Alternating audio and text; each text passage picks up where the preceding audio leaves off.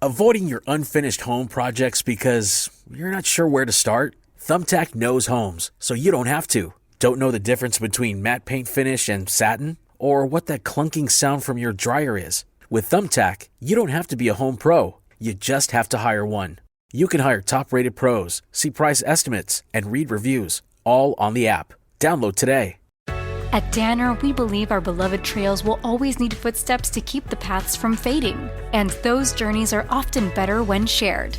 The Women's Trail Trainer was built by women for women who embrace the outdoors. Rally your girls, lace up, and blaze the trail. Resurge midsoles provide next-level comfort, while Danner's Precision Fit technology offers more custom fit with optimal support. Breathe in the scenery and feel right at home in the dirt. Explore the Women's Trail Trainer at danner.com. This episode is brought to you by Progressive Insurance. What if comparing car insurance rates was as easy as putting on your favorite podcast? With Progressive, it is. Just visit the Progressive website to quote with all the coverages you want. You'll see Progressive's direct rate, then their tool will provide options from other companies so you can compare. All you need to do is choose the rate and coverage you like. Quote today at Progressive.com to join the over 28 million drivers who trust Progressive. Progressive Casualty Insurance Company and Affiliates. Comparison rates not available in all states or situations. Prices vary based on how you buy. Hey, anyone know what channel the game's on?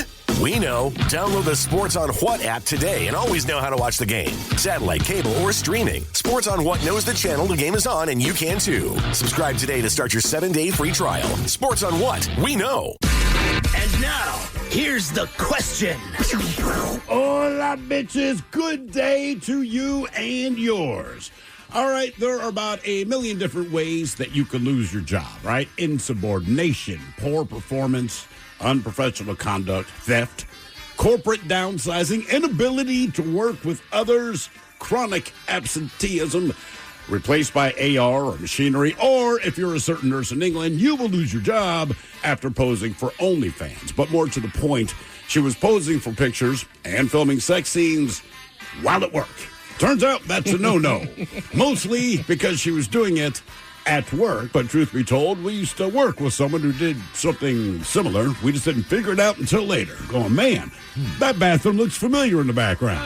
Oh, yeah. Oh, now we know. You remember that one? Oh, yeah. Oh, yeah.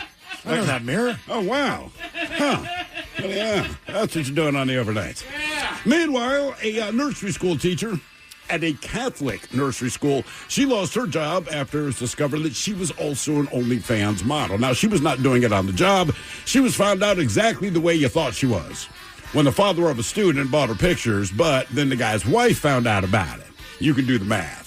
And then there's former Disney employee. Now, he was just sentenced to 3 years in prison for hacking menus to remove all the allergy information, but more than that, also adding profanities. So you can get some Mickey Mouse-shaped effing pancakes. Yes, it's just not the Disney way.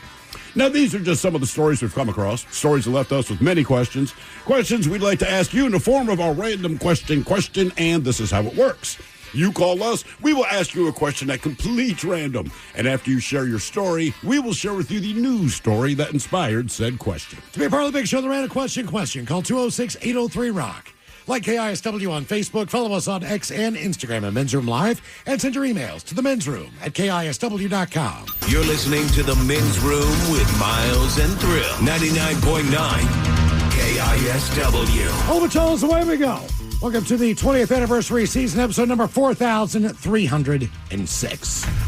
What a large and a charge program we have for you today. Guaranteed future repeat. The exciting return of your guess is as good as mine.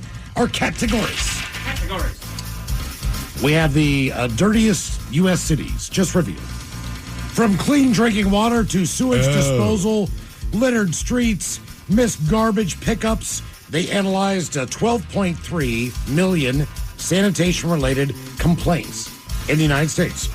And they found the 10 worst cities as far as being just dirty. These are all major cities. We've heard of these, I'm assuming. We have heard of all these. Believe it or not, if you live in downtown Seattle, you think maybe we got a shot at this one. Yeah, no kidding. We do not. We are not even in the top 30 as far as being one of the dirtiest cities in the United States. All right. So we do some good, obviously, in some things. I mean, I guess that's better than not.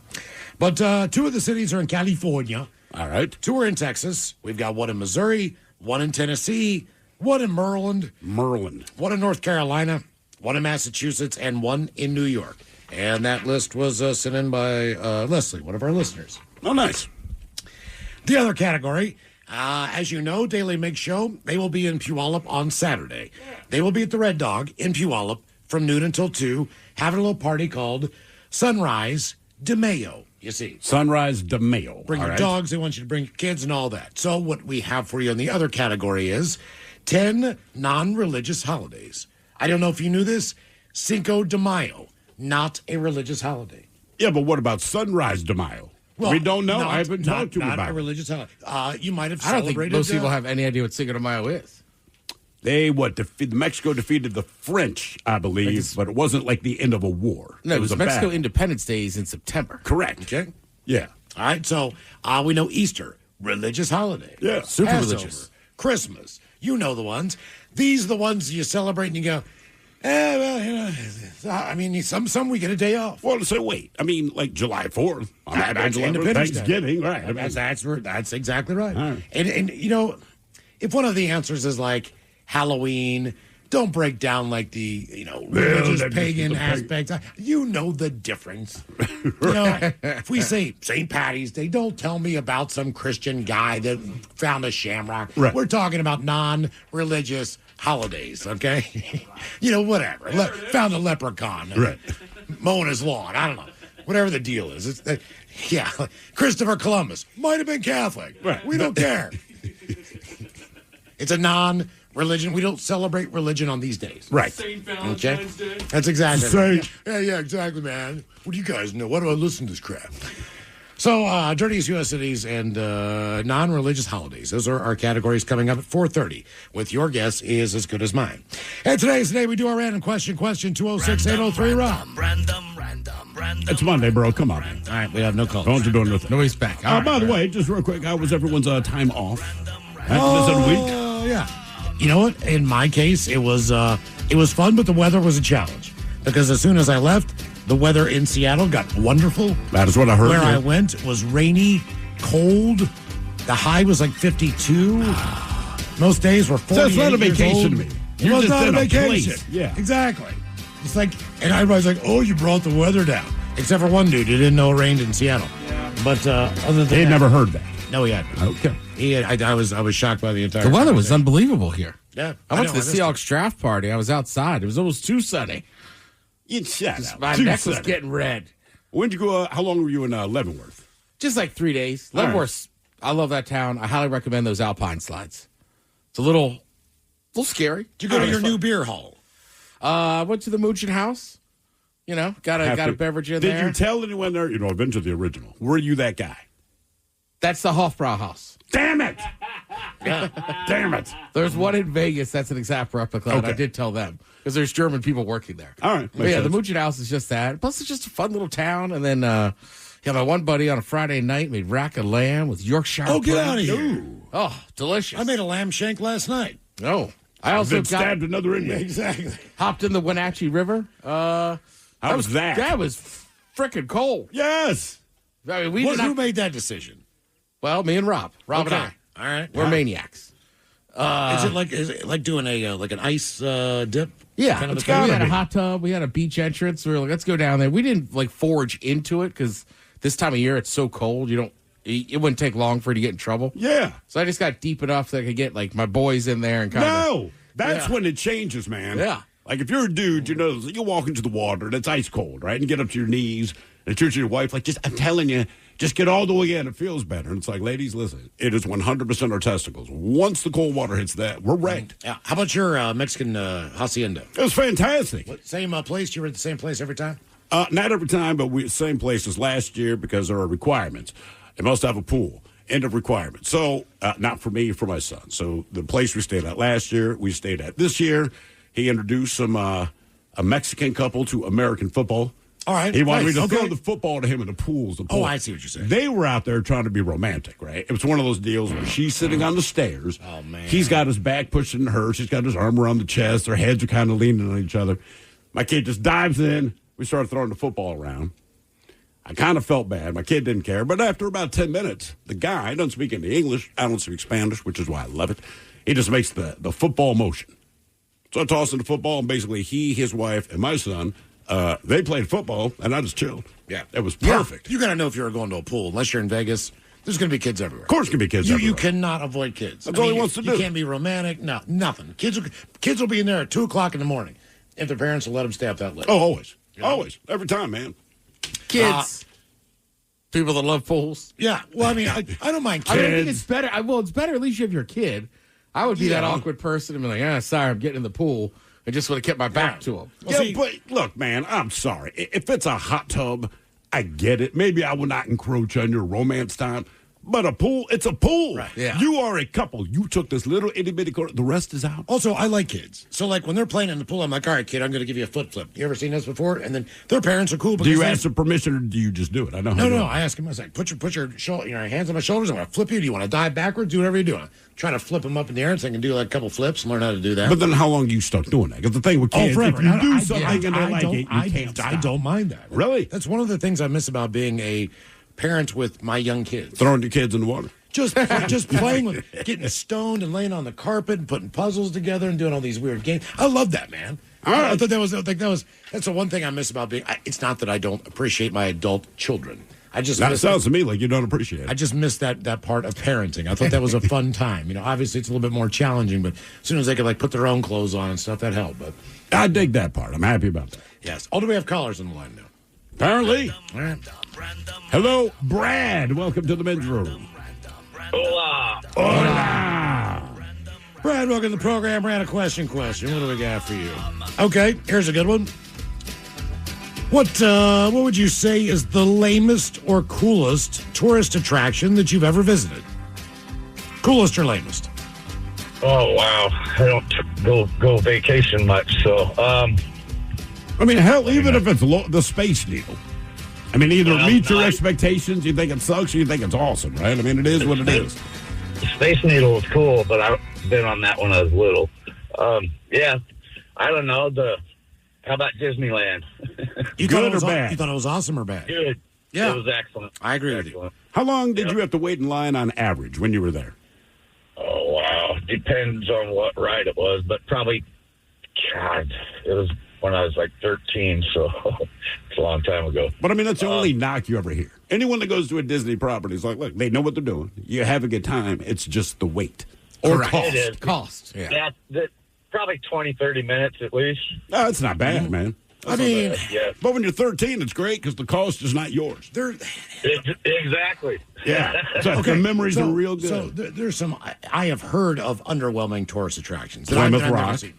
Plymouth Rock. Plymouth Rock is just so small. Like your brother said in the Mona Lisa. It's not that the Louvre isn't a fantastic museum. It's just the fact that Mona Lisa is like, what, 1.5 by 7 inches? It's like 17 by something. And that was his point. He's like, man, you go to the Louvre and look, he's a dude, so his appreciation of art is about commensurate with most guys, you know, right? Like, if I like it, cool, whatever. So he goes to this place, but the main draw, like anything, is the Mona Lisa. And apparently it's in its own isolated room, blah, blah, blah.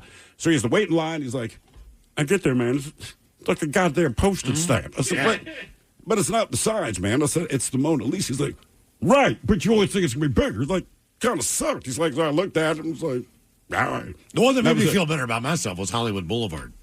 I was a little, it's not what you think. That is the one where you're down there and go, wow, this is, wow. I'd put Times Square on there. They've done a good job of cleaning it up and stuff, but I mean, it's every shop you can imagine. It is. I mean, it's cool. Like, there's like an NHL like shop that I'd never seen before, but like, it's just shops. And I'm not against chain restaurants. I don't know if I want to go. Those are the most expensive versions of everywhere you've ever been. Correct. So, like, for me, Times Square just didn't hold a lot. There's just a lot of other cool stuff in New York. Like, spend any time in Central Park. Well, I think New blows you York, away. New York, everything's kind of cool. I kind of like Times Square. It's exactly what I thought it would be. All right. But to Miles' point, man, with Hollywood Boulevard, like the only time you see it on TV, someone's getting their star, so their celebrities is cleaned up. Well, if that's not what's happening, man, and you go there, it's like 3rd Avenue in Seattle, just put the stars on the ground. Seriously, man, a couple guys dressed as superheroes. Well, they have them down there by Nordstrom. Yeah, exactly. Seattle Walk of Fame. Walk around Nordstrom. Dude, you know what else I put on there? Unless you're really into partying, Bourbon Street kind of sucked. Oh, I like Bourbon Street. Really? So take out the drinking. Okay. Like, I've been there. Now what? Were you on a dry holiday? What's going on? I mean, It was noon, and we got there, and it just smells like pee and water and just and vomit, man. Yeah, I was like constant. Right. And then I heard from other people, like, you should go visit some of the other neighborhoods. Like the Garden District or something. Right. So I'm just saying, I get it if you're partying and, have a couple, whatever. I'm sure you'll love Bourbon Street. Just for me, I didn't expect it to be that dirty. It's kind of like off the strip of Vegas in the broad daylight. It's noon and there's just trash everywhere. It stinks. You know what I hate? Vegas by daylight. And this is one of the things I don't miss about being married is like in Victoria, they have a lovely rose garden. Oh, it's beautiful. In Portland, what other kind of rose garden is Portland, it? Lovely's the They have word. a lovely rose garden. You know how many zero Fs I give about going to a rose garden? Yeah. Spending 3 hours walking around. That's why I've never gone and seen the tulips. I would just nod up and down like Clark Griswold and go, all right, let's get out of here. Not my wife and I. We just had this conversation about the Tulip can't stand Festival. Like she's like, just don't go. I said, I'm not gonna go. She's like, well, it'll be me, a couple girlfriends. I said, listen, man, go do what you got to do, and you can make it fun. Because if you're going with girlfriends, you're gonna drink wine, and it makes everything fun, right? But I said, let's just cut to the chase. They're tulips, right? She's out of tulips. They have beautiful colors. I said, well, that's kind of what tulips do, man. Like, why am I there? Why am I there to I'm look at standing there tulips? reading plaques. Like, oh, this maple tree was brought in from Japan. Blah, blah, blah. It's one of the things, 120. And I'm thinking, I'd rather see a panda. I'd rather see, I don't give her, bring me a dolphin. What else can I see from this country? Other than this thing. Do you think your safari guide be excited to go to our zoo? It's a boring plant zoo. That's what a rose garden is. It's plants that look similar to plants that you already know, but this one's from somewhere else. I don't care. And you don't know if they're telling the truth. They'll say, these two roses look alike, but they're different. How do I know that? I don't know that. You know the Arboretum at UW. They have a wonderful Japanese garden. I've walked through it, all right? It's all right. It's I'd almost rather walk anywhere else in town. I mean, just to walk around. It's okay. If you're going just to get a walk in, I'd rather go look at flowers. Yeah, that's what I'm saying. I don't want to But if it's like a destination for all day, I can fathom the tulips just because it's so specific to like this area and then somewhere else in Europe. Right. But I mean, even when I hear what you're saying, but when I get there, it's still just tulips. What do I do? What about foliage?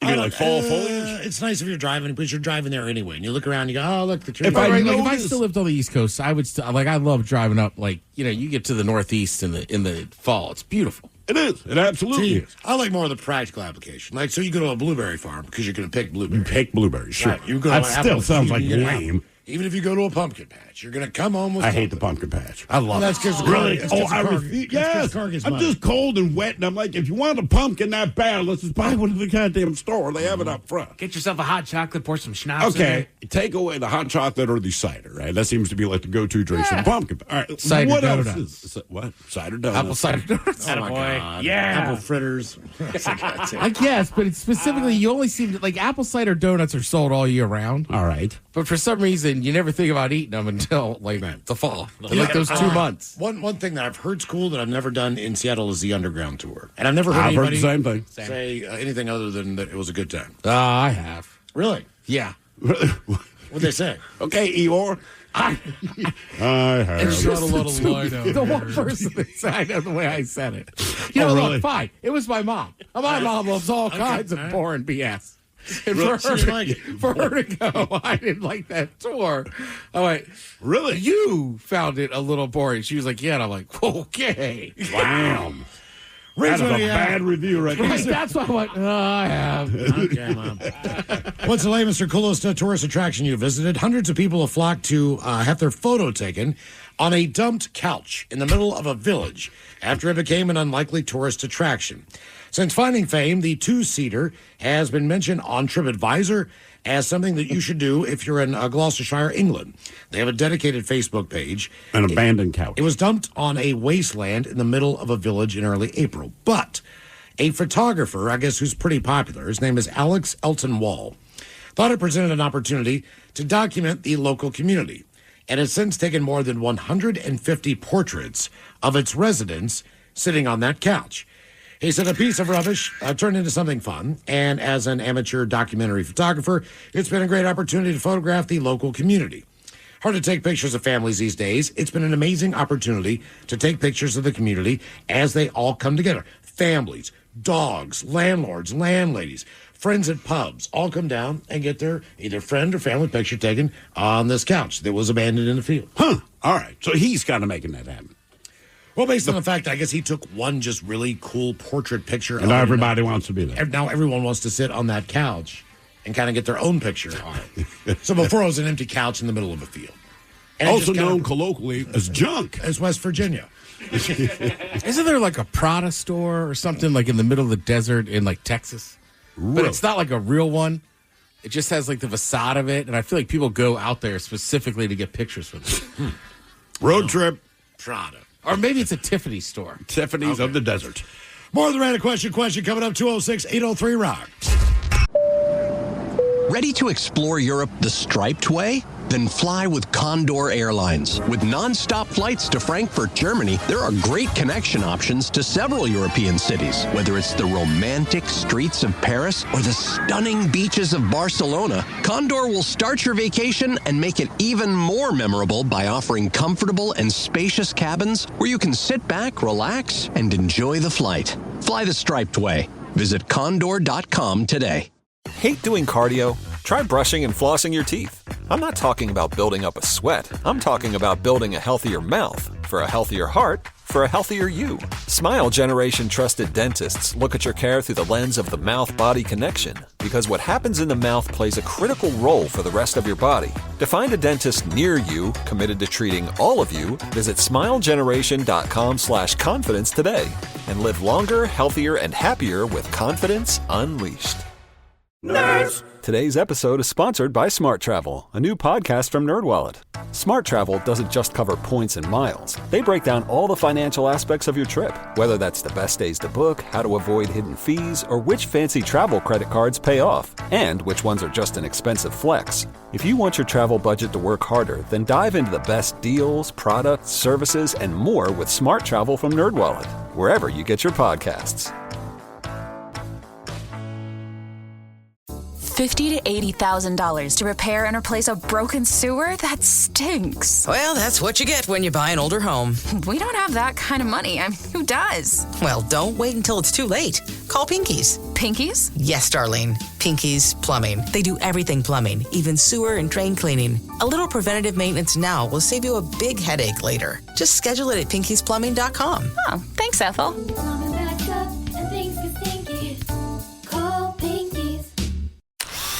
This Bosch 2-in-1 impact driver rules. Oh, yeah! That couldn't have been. Macho Man Randy Savage indeed, yeah. A.K.A. You're in a Bosch. I'm a macho manifestation of that feeling you get when you use that 2-in-1 impact driver. Oh, yeah? Nah, say it with your chest, brother. Oh, yeah! Oh, yeah! We'll work on that. The more you Bosch, the more you feel like a Bosch. Always live on the free Odyssey app. Text the guys at 206-803-ROCK from the Pinky's Plumbing Studio. You're in the men's room. Random question 206-803-ROCK. Hello, Justin. Welcome to the men's room. Hola, gentlemen. Hola. Justin, welcome to the program. And the random question. All right, Justin, let's go on this one. In your life, what imaginary Hall of Fame should you be enshrined in? Okay? Understand what I'm saying? Ooh. Good or bad? Let's go, I keep being told by my coworkers, jack of all trades. Jack of all trades. So you know how to do a lot of different things. Do you do any of them better than others? It all depends on how much time I'm currently doing it. Okay. How do people find out that you're a jack of all trades? So, like, my current job, for instance, I started off as a welder, and then now I'm a CNC programmer, the machinist. I can run the laser, do the wiring. Okay. If you needed to change the toilet in your bathroom at home, could you do that? I changed all three. All right. Of course you did. If you wanted to put a tile backsplash on your kitchen counter, could you do that? I tiled my backsplash, and I redid my entire bathtub surround. Could you do a deck on your back porch, on your slider, if you needed to? I helped my dad do his deck back when I was about 15, 16. Justin, you're starting to annoy me. Can you pour concrete? Yes, I can. Of course. Wow. Have you ever killed a man in Reno? Yeah. I did that just last night. Something I've never done. Never done. Okay, we found something. But you really did. But you could. You proved the fact that you should be in the Jack of all trades Hall of Fame. That is why like the only one I can think of that other than semi-competitive eating. Okay, really? That's not bad. What food eating competition would give you your best shot of winning? Ooh, I think it was George that did that miniature donut contest, and I'm pretty sure I could probably pace George on that, no problem. How many donuts did he put down? I think it was like 30 or something. And how long do they have to eat these donuts? That is a wonderful question. I wasn't paying that much attention at 6 o'clock and in the morning. All right.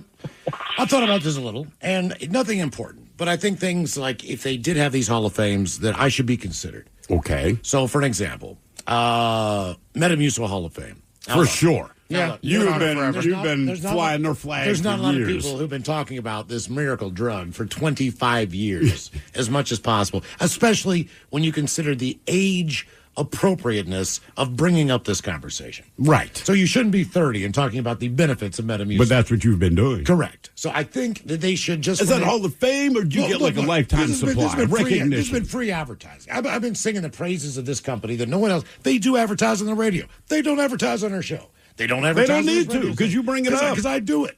So to me, I'm saving them money. Once you're in the Hall of Fame of taking the most, I'd say you could be in the Hall of Fame promoting it. You were an early adopter for early adopter. If you can category. save one person and they start taking it, they will thank you for the rest of their life. Would you put your face on Metamucil, like the Gerber baby? Okay, absolutely. And perpetuity. So a thumbs Two up. thumbs up. Just me smiling. Yeah, smooth and easy, brother. Smooth and easy. Smooth and easy. You know how you like your whiskey? That's Metamucil on the backside. Ooh, whiskey for your backside. That should be the slogan. Yeah, I should. Come on, Mike. Don't tell me you wouldn't try it. You see a product that says whiskey for your backside, I'm instantly intrigued. I don't know what it is. But it's not getting me drunk. No. But that's why you want to try it. Maybe it does. You don't know. Look, whiskey for your backside sounds like a bad college drug. It got me through a hemorrhoidectomy. This thing is a miracle. Sure. So, all these things. I mean, I get up on this. You're not going to, I could do a speech, as my name was inducted into the Metamucil Hall of Fame. I got a whole story. I'm captivating. People would be crying. Are you sure it's captivating? Yes. Your captivating Metamucil story. That's exactly that. Yeah. I mean, whiskey for your backside. It's my enshrinement. It's not really. I'm going into the hall. Okay, yeah, makes sense. Your bust. That's what it is. The bronze. Would it be a bronze bust of your top half or your lower half? Because it's Metamucil. The whole thing is, again, whiskey for the backside. It should be a bust of your ass. Yeah. Maybe before and after bust. People can really get the idea of what it's doing in there. I should be a Hall of Fame West Virginian. Why? Just because I left. Yeah, but you don't live up to the stereotype. I escaped. But no one else admits it. Like Steve Harvey does not admit it. No. Randy Moss does not go Jennifer on Gardner about does not it. Never brings it up. No. Explains her toes, however. See, but if you've seen them, you'll understand. I am proud to know I left. You know what I mean? You're proud to know you left. Yes. But I don't think a state's going to be like, we should put you in our Hall of Fame. Because he left. Yeah. And you talk trash on it. All right, okay. Let's look at a jail like Alcatraz. Mm-hmm. If I escape, I should be in their Hall of Fame. That's a little different. You know what I'm saying? No, it's not. It's really not. It's actually kind of similar. It's jail. It's hell. But you got out. Right, but you're not allowed out. Anybody's allowed out of West Virginia. Generally, you like people in your state who talk well of it and stay. I don't think they know that. All right, well, I don't think they know that they can somebody's trade ex-wife get into the Hall of Fame for leaving America? Ted, they don't even know they can trade. They don't even know they can trade in their car. They just stack them out front like there's 8 deep, man. They don't even know they can do that. They don't know they can. They don't even use their car to leave the state. What was the question again? What Hall of Fame would you be in? Yeah, some theoretical Hall of Fame. I really have no idea, man. The farting Hall of Fame, right? I don't have to be proud about it. You but could be the Tailgater Hall of Fame. You could be in the Mascot Hall as a non-mascot, as a fan. Koozie Hall of Fame. Yeah, there's all kinds of stuff. You know what's funny? I was at a very, let's just say exclusive place. Okay. Well, there's like private clubs, so there's like clubs within a club. Yes. So my buddy is a member. Mike, I've taken you to this room once before. Yes, you have. Of like this private club inside of a club. And we were there, we're BSing to this guy. When I'm leaving, he goes, "Hey, Tim." My buddy's like, "It's Ted." He's like, "Oh, okay, my bad, Ted. Did you have that koozie on you when you came up here?" I go, "Yeah." And he goes, "All right, just checking." Wow. It's a legitimate question. Yeah, like you today, brought a koozie to the private club within the private club. Right, like today I don't have one on me, but if it's a weekend and you touch my back pocket, whatever I'm wearing, almost guaranteed there's a koozie. So you're telling me that a club with a club inside is serving cans of beer? Yeah, well, yeah. You can get a can of beer. Oh, okay. You can get one, okay. I got a koozie. You know I'm here, brother. We don't serve cans and bottles, sir. Kind of place. But we understand you're Tim, so we make any exception. Exactly. The only other time I've had a good interaction, well, usually there's not a lot of people up there, but it can be a little hoity-toity. Sure. Well, then one time I was up there, it's like Saturday afternoon, this guy's like, "Is your name Ted?" And I'm thinking he's going to be like, "Yeah, he knows some engine." I'm like, "Yeah, it is Ted." And he goes, "Ha, I remember you. You were on my flight to Milwaukee. You and your buddy kept spilling beers on each other." And he knew your name. Right. He knew your name. And I was like, "Oh, yeah." I was like, "Yeah, man." I was like, "You were sitting next to us." And he's like, "Yeah, none of it got on me. It's fine." I was like, "Yeah, I remember you too." Yeah. My bad. Well, not so much. I didn't drink as much as you did on a flight, but I've held my own. Wow. I 17 jobs. Okay. To be fair, it's my first time in first class. Oh. And I didn't pay. It's one of those, like, something happened when they booked the flight. And so when I got on the flight, they're like, "Hey, man, you got upgraded to first class." Like, cool. So, but the thing about first class, I had never had this Also, your wife experience. was in the back. Yeah, she was in the back and sick. And coach. You could have given her the seat, man. I could have. And I probably should have. But anyway, we couldn't get the front door closed to the plane. And FAA regulation is, even though you're in first class and you can get alcoholic beverages before flight, they can't do it before the doors close. And I do not know why the door was jammed, but it's been jammed for like 30 minutes at this point. So I just say to the first class lady, I'm like, "Hey, man," I said, can you just serve drinks anyway? She said, "Well, the door's open. I can't legally do that." I'm like, "I do illegal stuff all the time. It doesn't matter. If you don't get caught, who cares?" So I got this real old broad sitting next to me, probably like 85, 86 years old. And she looks at me, and this is what saved the day. She goes, "I like how you think." And so now the first... sounds like the captain's. Yeah, basically. She's on the line. So now the first class flight attendant's like, "F it," because this is the oldest woman up here. She seems cool, so she got a vodka tomato juice. I start ripping down Jacks, and but not with the Coke, just in first class. They're like, "Cool." Long story short, I guess everyone else first class was angry at me for multiple reasons, but one of them was I drank all the whiskey, right? And I don't remember the whole thing. I remember threatening a bunch of dude in the face. Jesus. Oh, I did. He kept staring at me, and I was like, "You keep staring at me, I'm going to knock you the F out, man." Probably not the thing to do in first class, but I'm hammered. Mm-hmm. So the flight has landed. Just out of curiosity, like, who are you talking to that people are annoyed with you? Like the old lady or just in general? I think I'm just hammered to make a noise. Dude, I don't know. All right? So the flight lands, but I don't know the flight lands because I am past the F out at this point. And when I come to, the plane is empty. My wife is standing there, their arms folded, and that very unapproving look. And I'm just like, uh-oh. So we get up. I left something on the plane. Like, back at that time, it was all iPod. I think, like, my head, whatever, but I'm hammered, so that's a big deal to me. Didn't matter. We get where we're going. We get back home. I know the wife's not pleased. I feel like crap. I'm coming to work the next day. It was like 15, 16, 17 years ago. And Ben was here. And I'm telling him, "Man, I drank 17 Jack Daniels on this flight." And I remember maybe the first 6, and I have no idea what happened after that. The wife's pissed. I'm like, it's a bad scene all around. But here I am. So the first class flight attendant, she called into the show, right? And Ben just says, "There's no way he drank," or no. "How many Jack Daniels did he drink?" She said he drank 17. He drank us out of all of them. And I remember Ben just pumped his fist in the air like it was some victorious thing. Yeah. So, yeah, there was that flight. Mm-hmm. Reese, we asked, what imaginary Hall of Fame should you be enshrined in? This is not an imaginary Hall of Fame. There are 7 new inductees into the Rock and Roll Hall of Fame. All right. The 2025 class was announced yesterday. They include Bad Company with Paul Rogers. Did they specifically say with Paul Rogers? They say, no, but I mean, okay. I think Simon Burke and Boz Burrell and half those guys still want to drink. Are Yeah. dead. Yes, they do. Or, man, that was a terrible night. No, it wasn't terrible. I just never seen two adult men just shrivel off and go hide in a locker room before. They tried to hide in a locker room because they weren't supposed to be drinking on tour. Chubby Checker also on the list. All right.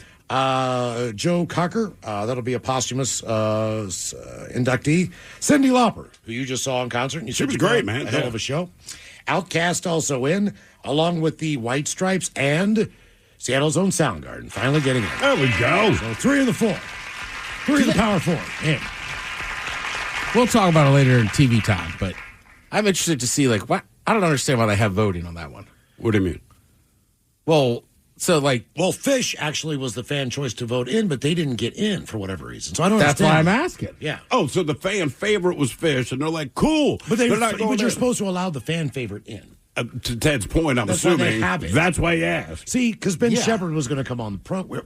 We were trying to get him on the program before we left, just so we could say, hey, you know, it means more if he says, please go vote for us. Obviously, they didn't need it. Sure. But that was the idea. So now, obviously, he's not coming in. He's got no reason to. It's like when you sell at a show, you're not going to come in here and knock tickets. You know, right? It's not going to happen. That's why we don't have, you know, Taylor Swift on or anything, because they don't need to sell tickets. Exactly. They do just fine. So we're probably not going to have him on.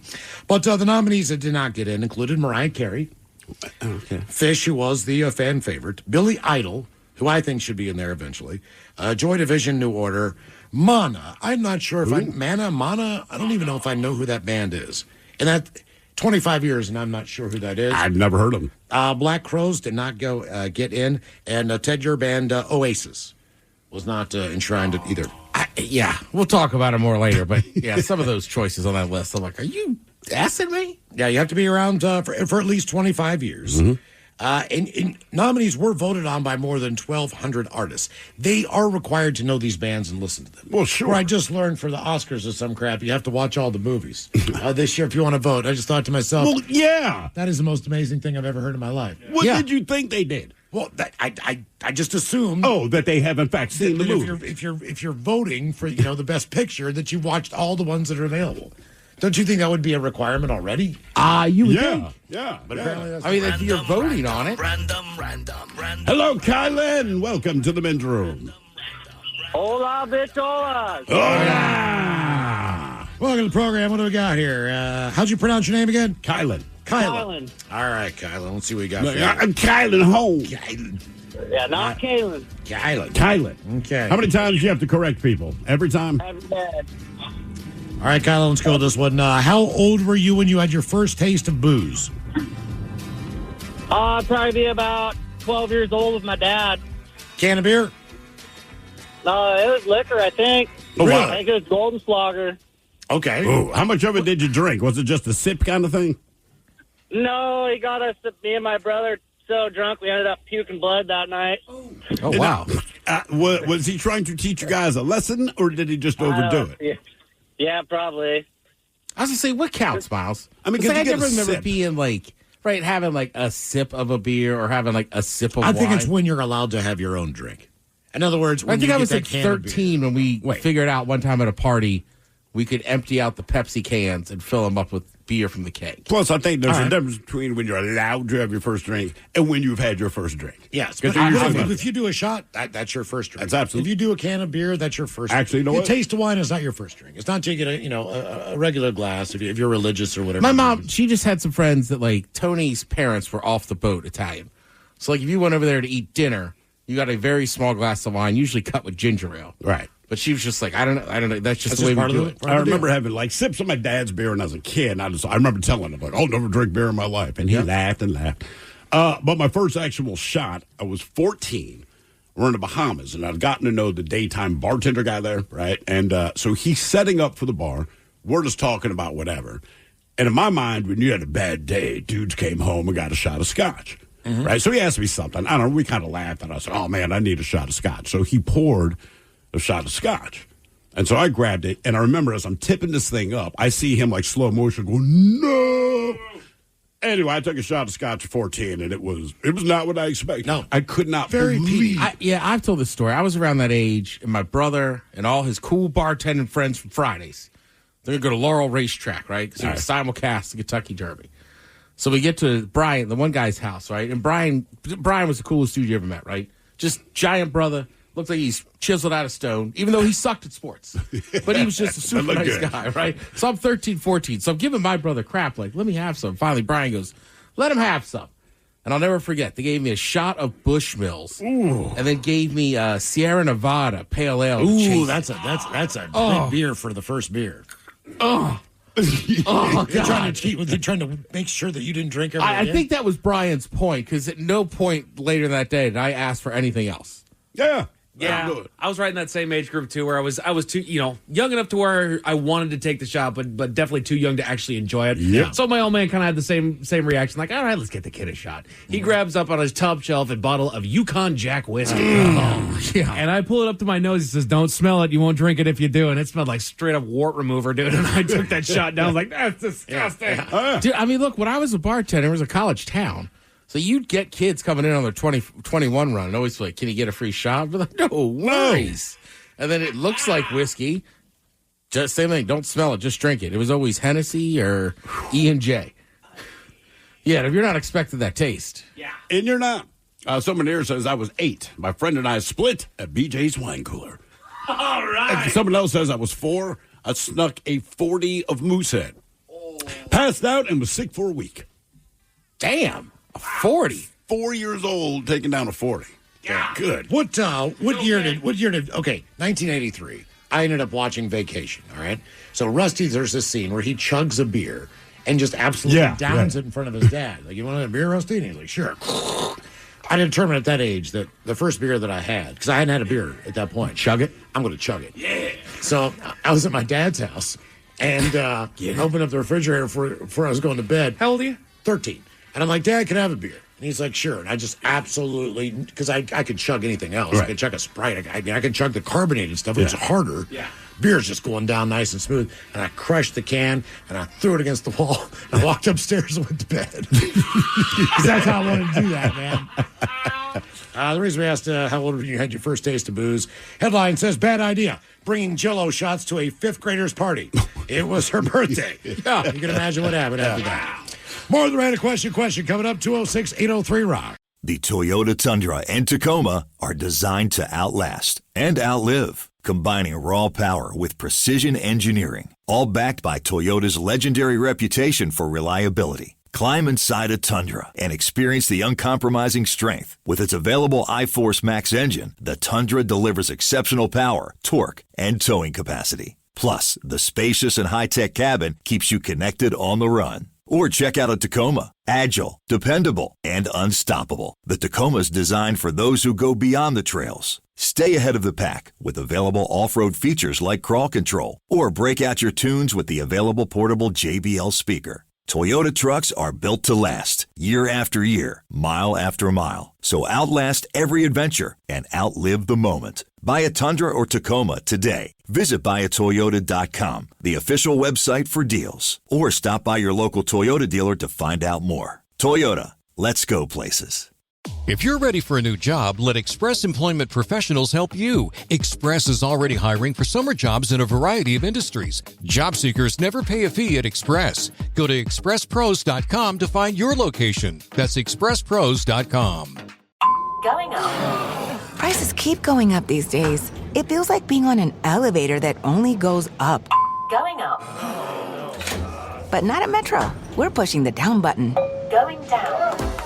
We've lowered prices. Get one line of 5G data for $40, period. That's 20% lower. And you get a free 5G phone when you bring your number. Only at Metro. 5-year guarantee on eligible plans. Exclusions apply. See website for details. Not available at Metro with T-Mobile in the past 6 months. Tax applies.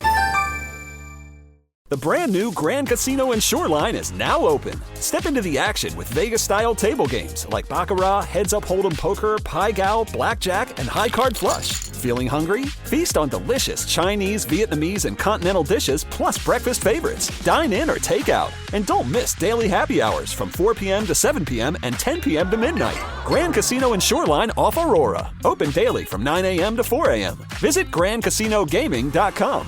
Welcome to the Grand Experience. Plug in a Hyundai EV and the extraordinary happens. From the charge time and range in the Ioniq 5 and 6 to the adventurous spirit of the Kona Electric to the 601 horsepower Ioniq 5N. Hyundai EVs make the extraordinary electrifying. There's joy in every journey. EPA estimated 303-mile driving range for 2024 Ioniq 5 SE SEL limited rear-wheel drive and 361-mile driving range for 2024 Ioniq 6 SE long-range rear-wheel drive with fully charged battery. Actual range may vary. Visit HyundaiUSA.com or call 562-314-4603 for more details. Avoiding your unfinished home projects because you're not sure where to start? Thumbtack knows homes, so you don't have to. Don't know the difference between matte paint finish and satin? Or what that clunking sound from your dryer is? With Thumbtack, you don't have to be a home pro. You just have to hire one.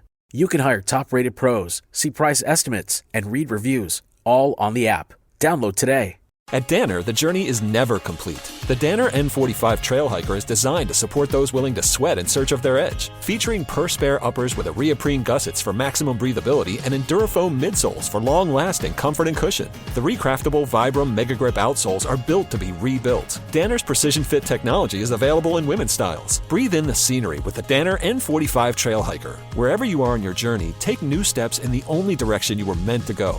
Forward. Explore the N45 at Danner.com. This episode is brought to you by Progressive Insurance. Whether you love true crime or comedy, celebrity interviews or news, you call the shots on what's in your podcast queue. And guess what? Now you can call them on your auto insurance too with the Name Your Price tool from Progressive. It works just the way it sounds. You tell Progressive how much you want to pay for car insurance, and they'll show you coverage options that fit your budget. Get your quote today at Progressive.com to join the over 28 million drivers who trust Progressive. Progressive Casualty Insurance Company and Affiliates. Price and coverage match limited by state law. Hey, anyone know what channel the game's on? We know. Download the Sports on What app today and always know how to watch the game. Satellite, cable, or streaming. Sports on What knows the channel the game is on, and you can too. Subscribe today to start your 7-day free trial. Sports on What? We know. 99.9 KISW. The shenanigans continue. This is the men's room with Miles and Thrill. Random question 206-803-ROCK. Let's say hello to Craig. Hello, Craig. Welcome to the men's room. Hola. Hola. Craig, welcome to the program. Random question. Hey, can I say thanks to KSW for being at the MS Walk yesterday? Oh, yeah. For doing what yesterday? Oh, hell yeah, man. The MS Walk. Oh, okay, yeah. Now, I heard that was... Yeah, you guys had a booth, and I was thinking about you guys. Did Taryn make you cry? Taryn did. Well, we heard she made everyone cry. I'm not kidding. That's the word going around town. I asked my dad to, he was old age, but he had MS most of his life. He was 79, and he died earlier this year. I heard it was quite powerful, to say the least. We're just making fun of Taryn because we can. Yeah. You know. For sure. Why not? Why wouldn't you? All right, let's go here. Okay. Have you or any person you know ever worked with an OnlyFans model or was involved in porn or the adult entertainment industry? Yeah, I had a coworker. I worked at a hotel, and she was a part-time barista, and she was also a stripper.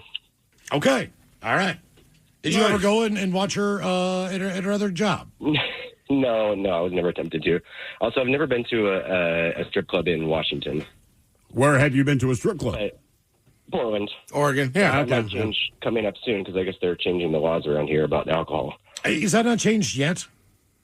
I think it has changed. I saw a sign over at Deja Vu. They had like $2 Tuesdays or something like that, like a special. I was like, okay, I might have to go there on a Tuesday. And that's the one. Is that the one down by Showbox Soto? Right by Showbox. Okay. Showbox Okay.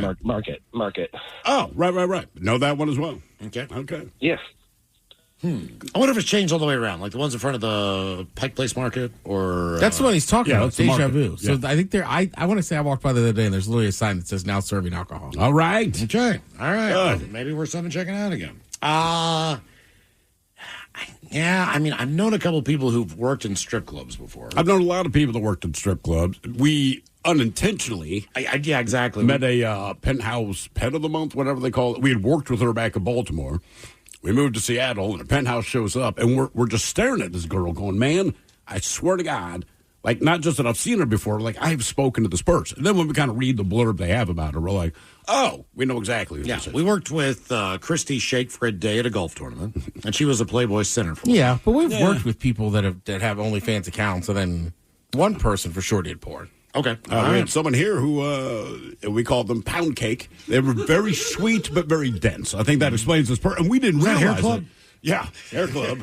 And we pulled these pictures, and I'm like, oh, that's so-and-so. And then kind of worth VD, and VD's like, that is our company bathroom in the background. I'm like, oh, God. And when we started going through the pictures, like 90% of these pictures were taken here. Yeah. I guess that's the beauty of working the overnight. How many people do you think you've met that you did not know what they were doing? Oh, a ton.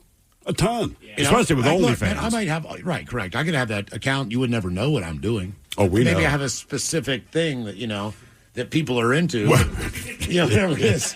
Maybe it's just stirring Metamucil real slow. You know what I mean? Whiskey for the backside. It's bad. Well, I don't think all OnlyFans accounts are super nude. They're not. A lot of them are just kind of boudoir photos or whatever. But like some of them are, some of them aren't. But yeah, I don't know. I got to think OnlyFans is fantastic if you have something weird going on, right?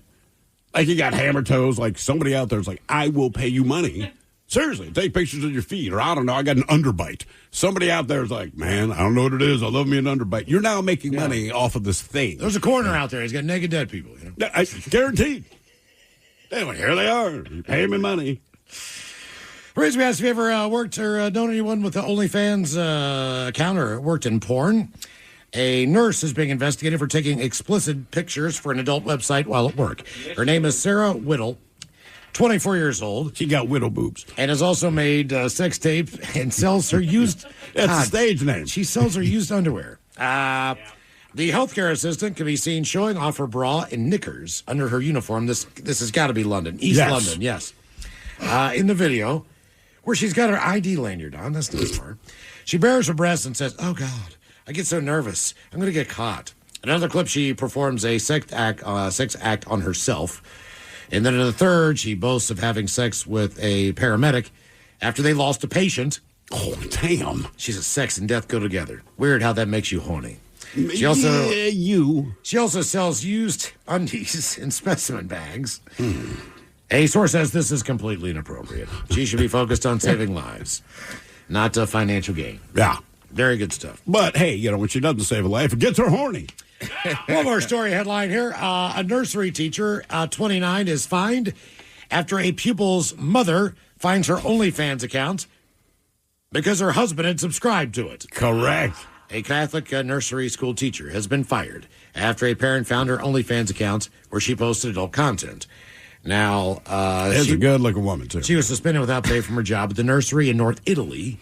You can't do that. The controversy was unearthed after what the hell are you doing? The father of one of the kids. Yeah. He bought the photos on OnlyFans. Then his wife found it and lost her mind. But he said he distributed some of the pictures to a football group. Yeah. Obviously, he knew what he was doing. Like, look, man. Yes, he recognized this person takes care of my kid during the day. You got to see this. I just found out she has an OnlyFans. Of course, I'm going to go and pay for that. Yeah. For sure, man. Right?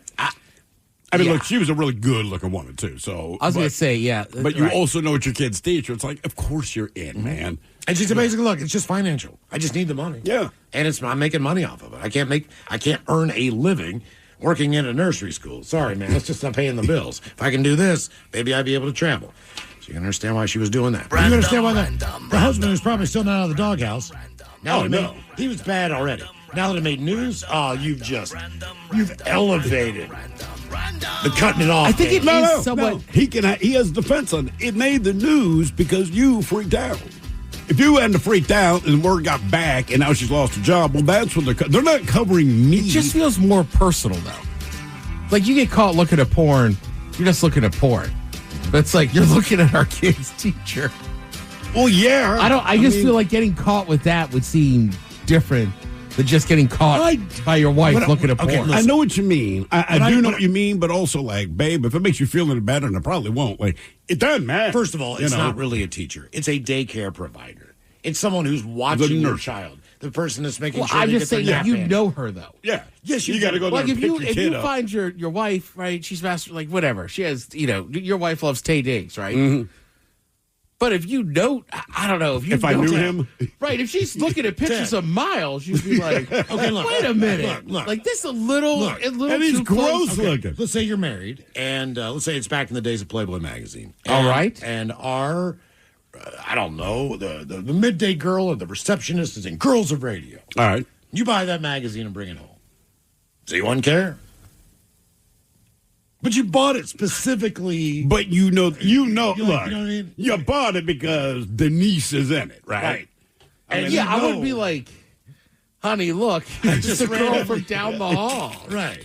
I know why Would you play stupid? Like I know why she you flips bought through this. it. It's women of radio. And then she says, is that Denise? And she's the midday wow. host at the Easy Listening Station. I didn't know. Look at her. Look at the microphone. I just think your wife's going to give you a harder time. You get caught, and it's the OnlyFans of somebody you both know. Oh, yeah. Especially that.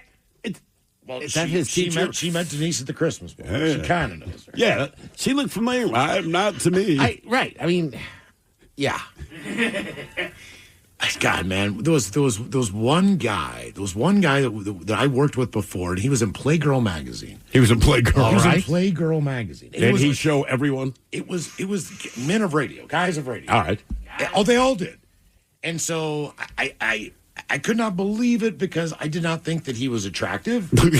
You know what I mean? As far as someone that you would be attracted It did say men of radio. I mean, he was very tall. He had a huge Adam's apple. Back to Rick Ocasek. Okay.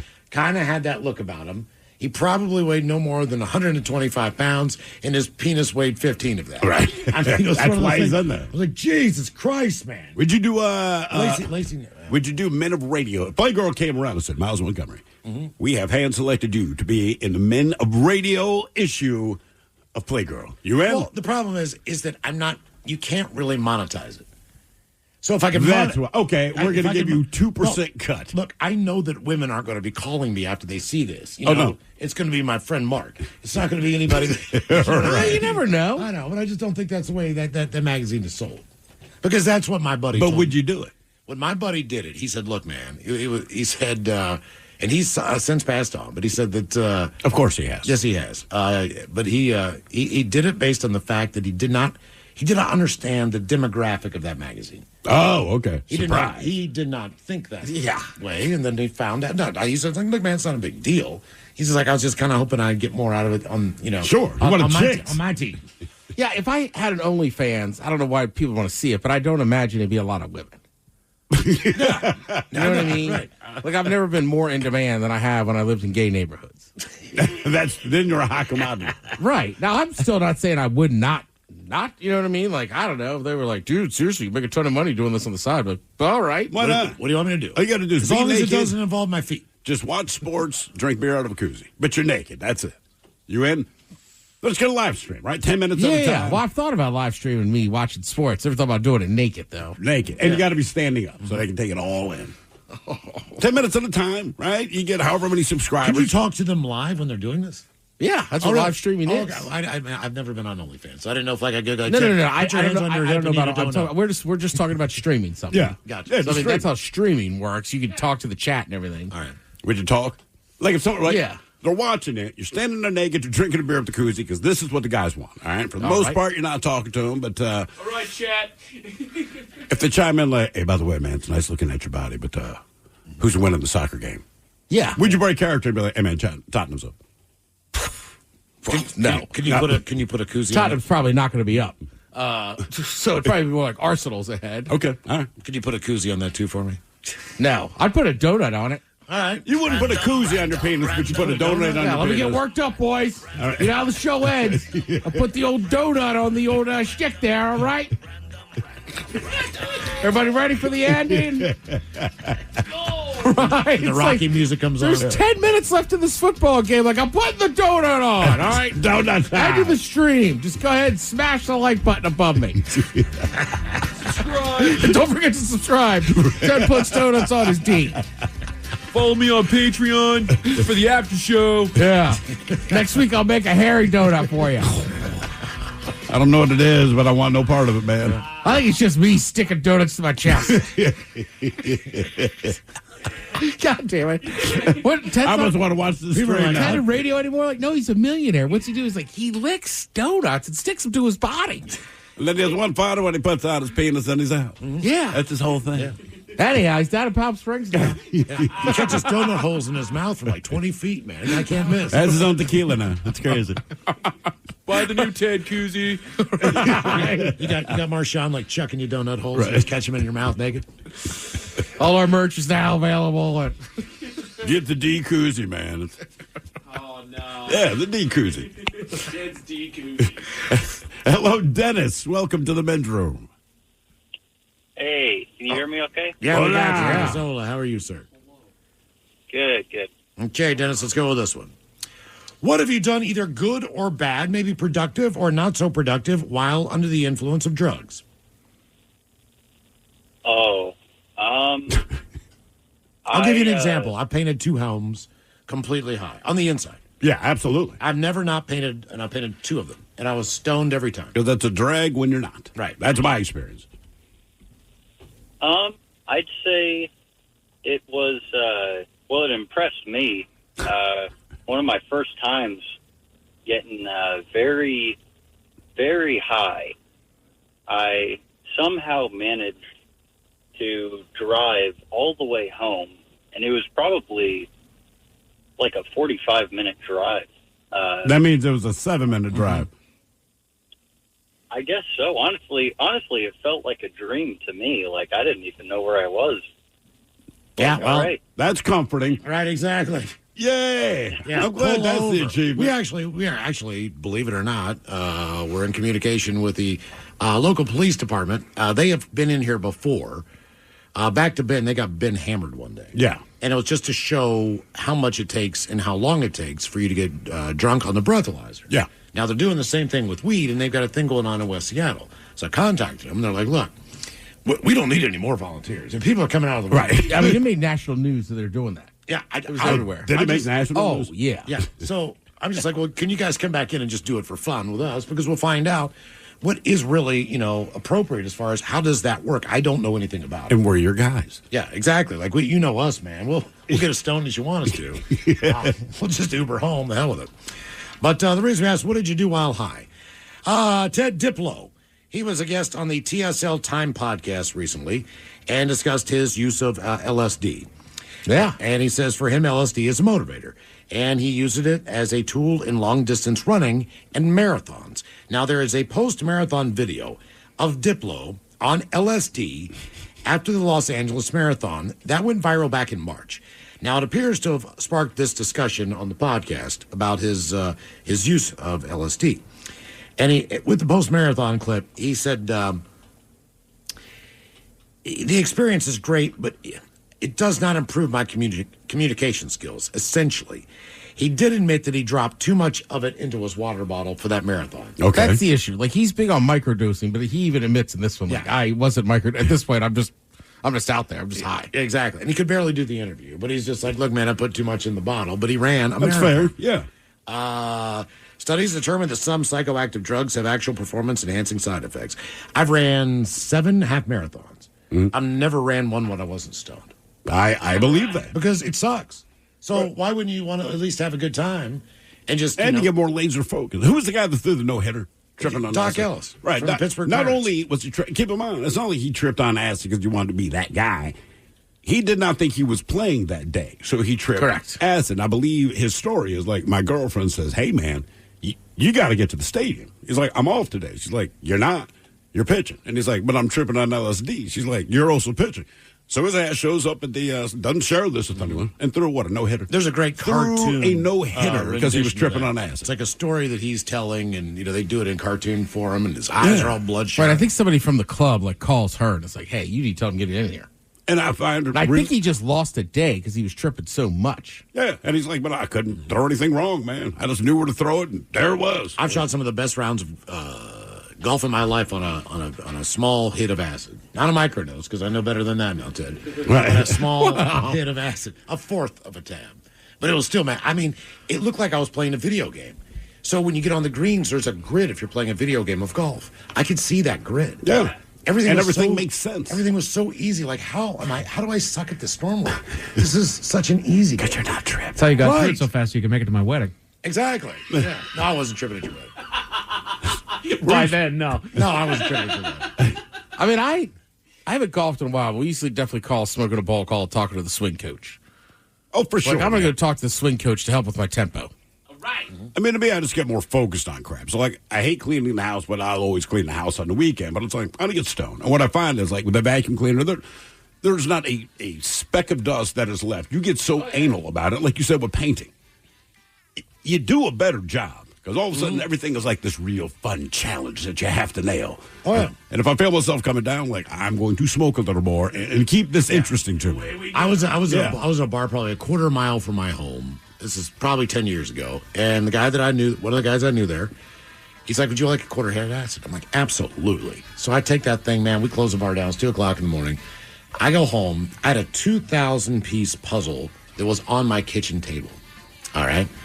And I had just gotten the perimeter for the most part. So that's the beginning. When you can really now you can lock in, right?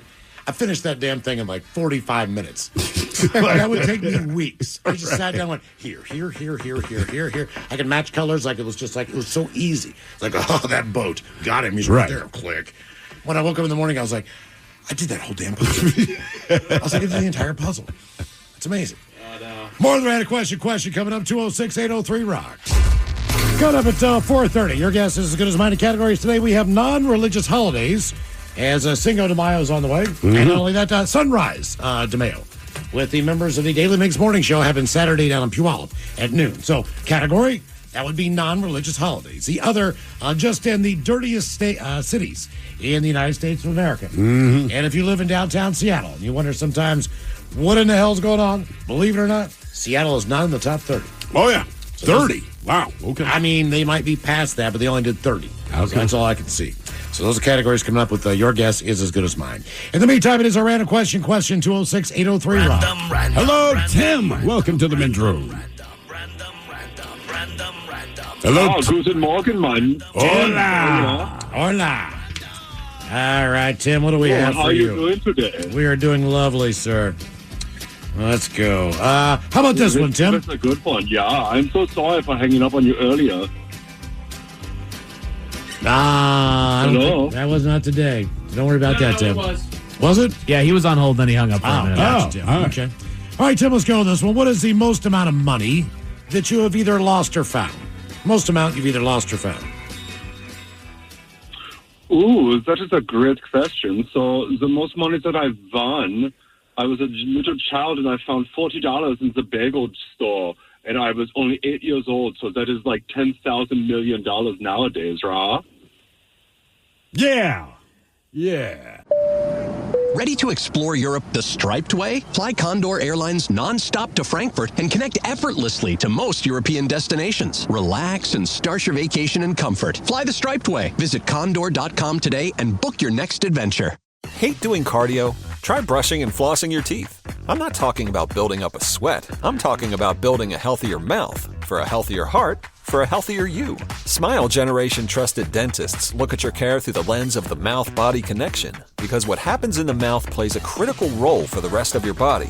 To find a dentist near you committed to treating all of you, visit smilegeneration.com/confidence today and live longer, healthier, and happier with confidence unleashed.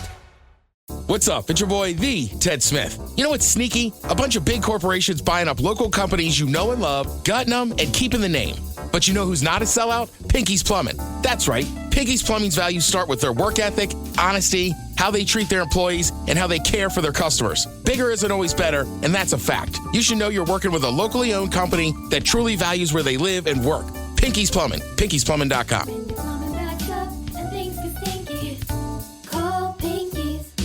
Nerds! Today's episode is sponsored by Smart Travel, a new podcast from NerdWallet. Want to travel like a savvy jet setter? No, that doesn't mean monogramming your passport. It means making smart decisions every step of your trip, which means knowing your options. Smart Travel unpacks the facts, like which booking sites actually save money, how to fly first class using points, and if that fancy travel card is a smart investment. All so you can save more on your next adventure. Follow Smart Travel from NerdWallet today and start traveling like a pro. The Toyota Tundra and Tacoma are designed to outlast and outlive, backed by Toyota's legendary reputation for reliability. So get in a Tundra with the available iForce Max hybrid engine, delivering exceptional torque and towing capacity. Or check out a Tacoma. With available off-road features like crawl control, it can take you beyond the trails. Toyota trucks are built to last. So don't wait. Get yours today. Visit buyatoyota.com for deals and more. Toyota, let's go places. All right, I'm done with them. So, all right. What's the most... like, sorry, but Well, no, you did not hear the rest of the comedy. You only heard just the tip of the iceberg. I know. It was building comedy. up to be hysterical. I can feel it. We almost got free stand-up. I don't want to smile This guy's on today. Netflix. Yeah. Raise most money you found? I almost found $11 once. To his point, I was like a freshman in high school. There was one of those Velcro wallets on the walkway up to the school. I went to pick it up, but I ended up kicking it. Then the girl in front of me picked it up, and she's like, "There's $11," and it really pissed me off. I know it's $11, but still, man. Dude, I went to the, what was it, like the Sports Authority, right? Mm-hmm. Right before Dick's got really big. The Sports Authority, that was where you went. Yeah. So they had shoes and everything. So me and my brother going up there to get a pair of shoes. I'm an idiot teenager. I'm wearing mesh shorts. There's no pockets. So I have like $100 folded up and just put it in my hat. But at some point, I took my hat off. Uh-oh. So we go to, like, at some point, I realize I've lost the money. My brother is beyond pissed at me. He's like, "I told you, don't do that, blah, blah, blah." So then he buys something else. We get up to the counter, and I'm like, yeah, I lost this money. The guy goes, "That's funny. There was just two women up here saying they just found $90. And I remember my brother being like, "They didn't turn it in? You didn't ask him to?" And he's like, "No, it just seemed funny." All right, then. Turn it in? Mm-hmm. Well, I mean, if you're going to sit there and be dumb enough to look at the cashier and go, "I just found this in the aisle," you would think somebody should be like, maybe we should turn it in. If you're just going to take it, take it. Just don't say anything. Right. I guess that was, we were just like, so she admitted she found it. He was like, yeah. Or like, "You didn't ask her to turn it in." He was like, "No." Oh, dude, I've got money in books. Wherever the books are, But like my stepfather, when he would have these contractors come down from Detroit to do our home, he'd be like, "Hide any money you have in your room." Okay, just so. He would take all the liquor out of the house, hide any money you have in your room. So I put it in these boxes. I also put some baseball cards in there, but separate books. Like I had 15 terrible Hardy Boys books. Yeah. But I would put them in random pages in random books. Sure. I knew they were in there somewhere, like 20 here, $10 there. If I get a birthday gift, whatever the deal was. And the first apartment I ever moved into was a very quick deal. My buddy Brian, he knew the guy and said, "Hey, we can get in there for $125 a piece." That is exactly how much I paid for my first place. For a month. So, okay, we're determined. We're moving. I mean, this thing was available on Friday. This is a Wednesday. Our asses are going to be moved out. I mean, this is how quickly this is going to go down. So, unbeknownst to me, my mom had been just clamoring at the bit, along with my stepfather, to turn that room into something else. Of course. All the books that I put a lot of stuff in, they were older books and they really weren't relevant. Like the Hardy Boys books, you're done with them by about 12, 13 years old. Yeah, somewhere around there. So my mom just figured, you know what? She was a librarian. She knows the local library accepts books. Oh, no. And she went in and took all of these older books that she just thought were antiquated, that I would never read again. You know, Island of the Blue Dolphins by Scott Odell, something like that. Well, like, she was right. You weren't going to read them again. Right, exactly. Yeah. She took all these books that she knew damn well that I would never read again. And she took them to a used bookstore and dropped them off. And I did not know she did this until about, even when I would go back home, I typically didn't go up in my old bedroom because I cleared it out for the most part. Yeah. So I didn't walk up there and see that my bookshelf was gone. You know, I'd go there and eat. Did you go to this used bookstore? I would have. I did go in there, but they had another location in another town, and they would do inventory depending on what was, better for me. Right. So it was gone. The whole box was gone. And I swear to God, I do not know how much money or baseball cards. I know that anything of value that I had, I stuck in those books. And now it's gone. And those books now it's gone. All completely gone. I should tell you, yesterday at the local watering hole, one of our friends had an envelope of money, end of shift. Went into a panic. They're trying to leave, and they're like, "Man, I can't find this envelope." So everyone's looking around for it. I'm just kind of sipping a beer, and I just said, "Have you checked the bathroom?" Sure enough, she came running out. She's like, "Thank you." I'm like, "'Cause I saw you walking to the bathroom. You said it was in your back pocket. There's a very good chance of what you're looking for." Everyone was looking everywhere, like this panic. Let's check the bathroom. I guess who it was. Yeah, you are correct without even saying it. Reese, we asked what's the most amount of money you've lost or found. Dozens of people are believed to have stolen a combined $300,000 in cash that fell off an armored truck in Chicago. Yep. Now, did it fall off, or did those guys arrange that? It fell off a truck. All right. The truck was driving through the Chicago suburb of Oak Park just after 5 o'clock on Tuesday when its back door opened by unknown means. 3 bags of money fell out onto the road, according to the Brinks home security official. Now, when the driver realized the issue and returned to the spot on Austin Boulevard, he saw hundreds of people stealing the money and fleeing the scene. As of Friday, no arrests have been made. Isn't that everybody's kind of fantasy? It is, but say I don't know that these sacks of cash are falling out of the back of a truck, okay? So I'm at home, my neighbors are screaming, dude, get out of here, dude, get out of here. I run outside, there's money falling from the air. Am I stealing? I don't know where this came from. Look, it could have been a good Samaritan threw handfuls of cash. If I did not witness this truck doing the thing, and there's money blowing down, I'm walking my dog and there's $100 bills blowing down the street. Look, I'm telling you right now, I'm grabbing the money. I agree. All right. Here's my issue. If I could see that it was coming from a Brinks truck, though, or whatever armored company it is, then they're going to get you for theft. I would just be worried that it's marked. All right. But if I'm walking down the street, like if I'm walking down the street and there's a few $100s passing by in the wind, I'm taking it. I'm probably going to wait to spend it because, again, I'm like, it's got to be coming Watch from somewhere. the news first. Yeah, if the news is like, return it or we're going to arrest you, I'd be like, oh, sorry, officer, it fell in my hands. You know what? To me, that says, all right, this is drug money because they're not checking marked bills. Well, I had a theory on this. Look, this is a poor part of town because, look, if that happened in Baltimore and Essex or Dundalk or Glen Burnie or it happened in... you can just call it Baltimore. PG County. Well, yeah, basically. You're rattling every neighborhood there. Yeah, so Baltimore. But if it's in a good neighborhood, which I can't really rattle one off. It's still going to happen. No, it's not. Yes, but this is apparently. Yes, it Oak Park is. is one of the best neighborhoods they say to live in Chicago. Of course. It's one of the nicest places to live in Illinois. Money is money. If this happened, they don't need the money. Where celebrities live, right? I don't know. He's like the homeless guy that got the $1 million but in the still, scratch off. He deserved it. But money's money. You're going to take. I don't care if I just won the lottery. I'm leaving the press conference where I won $150 million in the Powerball. And then that Brinks truck rolls by and a couple $100. I'm grabbing that too, man. Yeah, it's just instinctive. Yes. Yeah. Right. If you're telling me you think people in Magnolia wouldn't take money if it just was on the street? You're damn right they would. I'll tell you what, man. If I won that Powerball or anything, I do like that guy who was running red lights with the monkey face on. Mm-hmm. I mean, I would walk down to a picture taken and a monkey head. No one would ever know who the hell I am. I'm always stunned. I know some states make you identify yourself. Correct. Right? Because you'll see these stories. I'm like, wait, you won $100 million, and here's a picture of you. That just seems like the worst idea in the world. And then you read in fine print, like, in this state, they had to take the picture. I would never do that. Random. It's your old cousin Rollo. I don't have a cousin Rollo, man. Hello, Adam. Welcome to the men's room. Hey, what's going on? Hola. Adam, welcome to the program. Random question.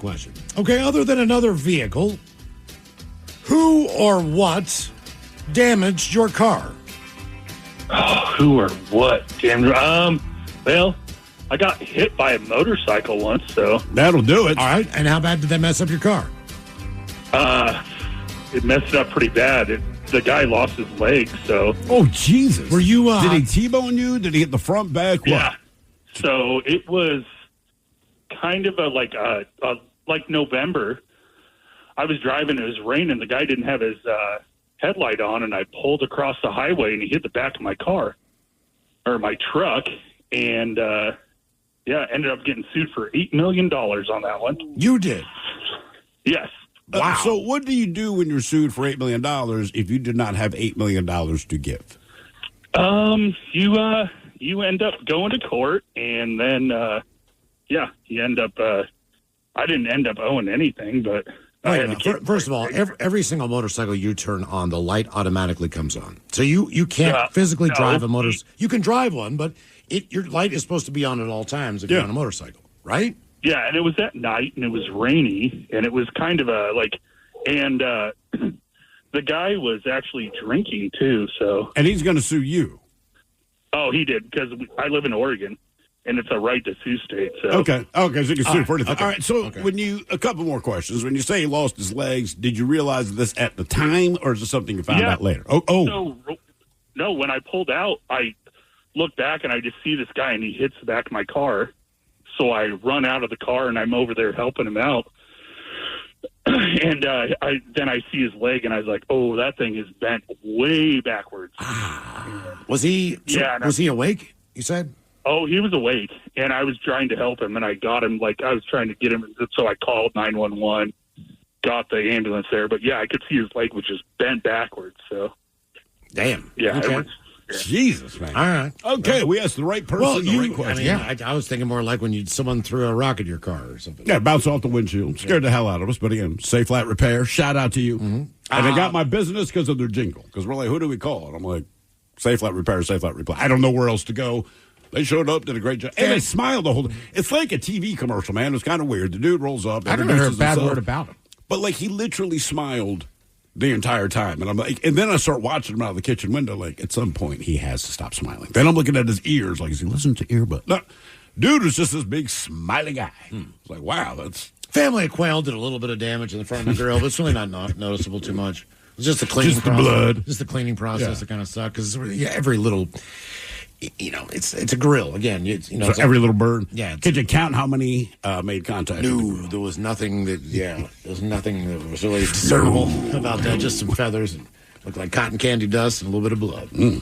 My car just gets attacked by pollen. But based on where you park, probably. Yeah. Well, sure. That was just funny. Like I literally took it. Right, I took it to I washed it. Like last week, and then like just by yesterday, I looked at it. I was like, God damn, this thing's filthy. Reason we asked what damaged your car, we go to coastal Massachusetts. I don't know if you know the town. What the hell is the town? Is it on the Cape? I believe it is. But there is a Mashpee. They're saying they're under siege by a woodpecker that keeps vandalizing cars by breaking side mirrors and windshields with its powerful beak. Now, so far, the bird has damaged at least 25 cars and has led to some residents taking drastic action. Oh, Rockport, Ted. All right. We have a vandal in the neighborhood. Rockport resident Janelle Favalero said on social media he's described as 18 to 24 inches tall, wearing black and white with a red hat. One local resident reported that the woodpecker, this is Woody Woodpecker. Right. It is the exact Like same what it looks woodpecker. like, Even attacked his Ford F-350, cracking the window while he was sitting inside it. When it landed on the window, I thought it was my girlfriend tapping on it, said Mike Foster. He owns a landscaping business. He thought his girlfriend was tapping on the window. I was like, oh, no, I'm in trouble. It was staring me right in the eyes for a solid 30 seconds. What's up, dude? It looked angry. Residents know it's the same bird, doing all the damage due to its size and distinctive red stripe along its cheekbone area. Foster said he tried to snap a photo of it, but it took off before he could get his phone camera and focus. You can take a photo. It looks like a woodpecker. I mean, it's a woodpecker. It's the same woodpecker. Yeah. I mean, you're going to compare whether you got a police lined up? Is this the woodpecker? Like, I guess. Yeah, the same Janelle said a Toyota pickup owned by her brother-in-law was damaged by the same woodpecker. Another local resident, Terry Francis, said both mirrors on her husband's Ram pickup truck were cracked and completely ruined. Things have gotten so bad that some residents of Rockport have started folding their mirrors in when the vehicles aren't in use. Others have started protecting their mirrors with plastic wrap, paper bags, sweaters, or whatever they can tie around them. We had a woodpecker. When I lived in Rochester, the house was made of wood. Woodpecker shows up. Did not realize we had woodpeckers there. And we're in the house, and you hear this thing, and it's like a tiny jackhammer, right? Yeah. And my dad would bitch about this thing all the time. A little bit bigger than you think they are. Anyway, my dad kept swearing that he's going to get rid of this woodpecker. Not because it's annoying to listen to, but like any good father, throw it in the goddamn house, right? All that stuff. So we don't know what he proposes to do with this woodpecker, but I do know that I went to school, and when I got home, there's no more woodpecker. And to this day, I do not know what happened because he did not own a gun. So I'm thinking he just grabbed the ladder, climbed up there, and like strangled the thing, ripped its head. I don't know. Stabbed it. It was just gone. What do woodpeckers eat? I mean, I know they peck wood. I don't know. Termites, maybe? I really have no idea. Take an aerosol can, a lighter, and just going. I mean, right? What I'm saying, he did not have a gun, but the woodpecker absolutely, positively was no longer a problem. And I'm sure he didn't go out and negotiate. Probably with poisoned it. I don't know. I mean, don't know this was a day. This was like, I go to school, there's a woodpecker. I come home. I mean, did he fish? No, I mean, everybody there did. Look, we had access to all that, but we didn't own any of that. You know, he could have done a million things. I'm just saying, I know my dad. Well, just your dad would have the woodpecker. Kid, I don't think he'd ever tell me. Why? I don't know. Statute of He's limitations that on guy. the woodpecker? Nah, he's just It's not that guy. endangered. Well, that one was. You can tell Miles and I are thinking of ways to kill woodpeckers. Yes, exactly. Antifreeze. Oh, you got a fishing pole? I know. I think I got an idea. What were you going to do with the fishing pole? 'Cause that sounds like the Catch worst. him. And then what? Has he got a hook in his neck? Well, there you go. Problem solved. Wow. Random. I was thinking, Pet Solutions is real. I was thinking dipping a worm in some antifreeze and then putting that on the driveway. Actually, I don't suggest we do anything to harm him. But I'll tell you what I would do. Call my friends at the Advocates, and I'd sue him. You'd sue him? He's messing up my car. Hey, it's a good point. Yeah. See what it is. They find out he has insurance. They're going to take Ken, Donnie, get the whole team on that woodpecker. They're going to take the case. Hello, Russ. Welcome to the men's room. Hola. Russ, welcome to the program. Random question. Okay, Russ, it might be a little bit embarrassing, but other than the bathroom, where did you have to end up pooping? Sorry. Well, I'm a construction worker, so... Everywhere. While I was working construction in Vegas out in the middle of the desert, I've actually gone in an alley behind a casino. Okay. I've been close to you, but it was actually, unfortunately, in the casino. Is there a building that you can drive by and know that there's some of your leftovers still there, maybe? If you're in Vegas. I don't know, but I don't know, but all of a sudden, my stomach went south, and it's either in the pants or on the ground, and there it was. And there it was. Then we had some guys that called before. They were like in home construction. They're like, on occasion, we'll poop before we put up the drywall. Somebody called in and said that. Yeah, and they were like, look, man, it's not just like me or my crew. Like, apparently, this is the occasional thing that happens. Did you look at a house that they'd shut the water off, but someone went in there with the idea that maybe there was still a working toilet before they realized it wasn't? Man, and the house we were looking at, who was the dude who got arrested here like 20 years ago, used to own strip clubs, got busted by the FBI. I cannot remember his name. You know what I'm talking about? Yeah. All right, so it was one of his old houses, and this thing's decked out, but it's on a short sale from the bank, because he's going through it legally, and they just want to part with his property. So we really like the house. There were some tacky things there, but overwhelmingly, this thing's completely decked out. It's at the average Seattle price at the time, and we're like, cool. So one of the final times we looked at it, there's this bathroom downstairs. The water had been shut off because he had been arrested, I don't know, like the year before that. But apparently squatters had been going in there, which I did not know until, well, long story short, I had to take a leak. I lift the lid on the toilet seat, and it's just a mountain of dry black ass, man. I'm like, oh, my God. Yeah, we didn't buy that house. Good times. Yeah. Right, and I think that's how we started that conversation. Like, is it squatters or was it the people working on it? Right. Could it be, just but a I feel real like the estate people agent? working on it are more clever. Like, they do it in a speaker vent or something. I don't know. Yeah. A female passenger on a Southwest Airlines flight to Chicago allegedly stripped down naked and pooped on her seat as the plane landed. Come on, according to a report. Why? It was coming from Philly. I'm going to take off my clothes and just poop on the seat. Our teams are reaching out to those on board to apologize for the situation and any delay on their travel plans. Nothing is more important to Southwest Go Birds! than the safety of our customers and employees. And we appreciate the professionalism of our flight crew as they cleaned up the extra. Yeah. Creamed it up. What is Southwest? You don't have to issue a statement. No. We know. We get it. Somebody jumped up, took off their pants, and pooped on your seat, man. You don't need to apologize. The safety of the crew. Like, who's in danger Yeah, what are they here? doing? Like, It's just, we understand. you don't need to, like, just someone, it's like someone who, It's not our policy to allow passengers to stand up and suffocate upon the seats. you don't need to hire the person to make that statement. Right. All right, tell you our guest is as good as mine. Coming up, the categories: the dirtiest U.S. cities and non-religious holidays. And we got your emails coming up next in the men's room at KISW.com.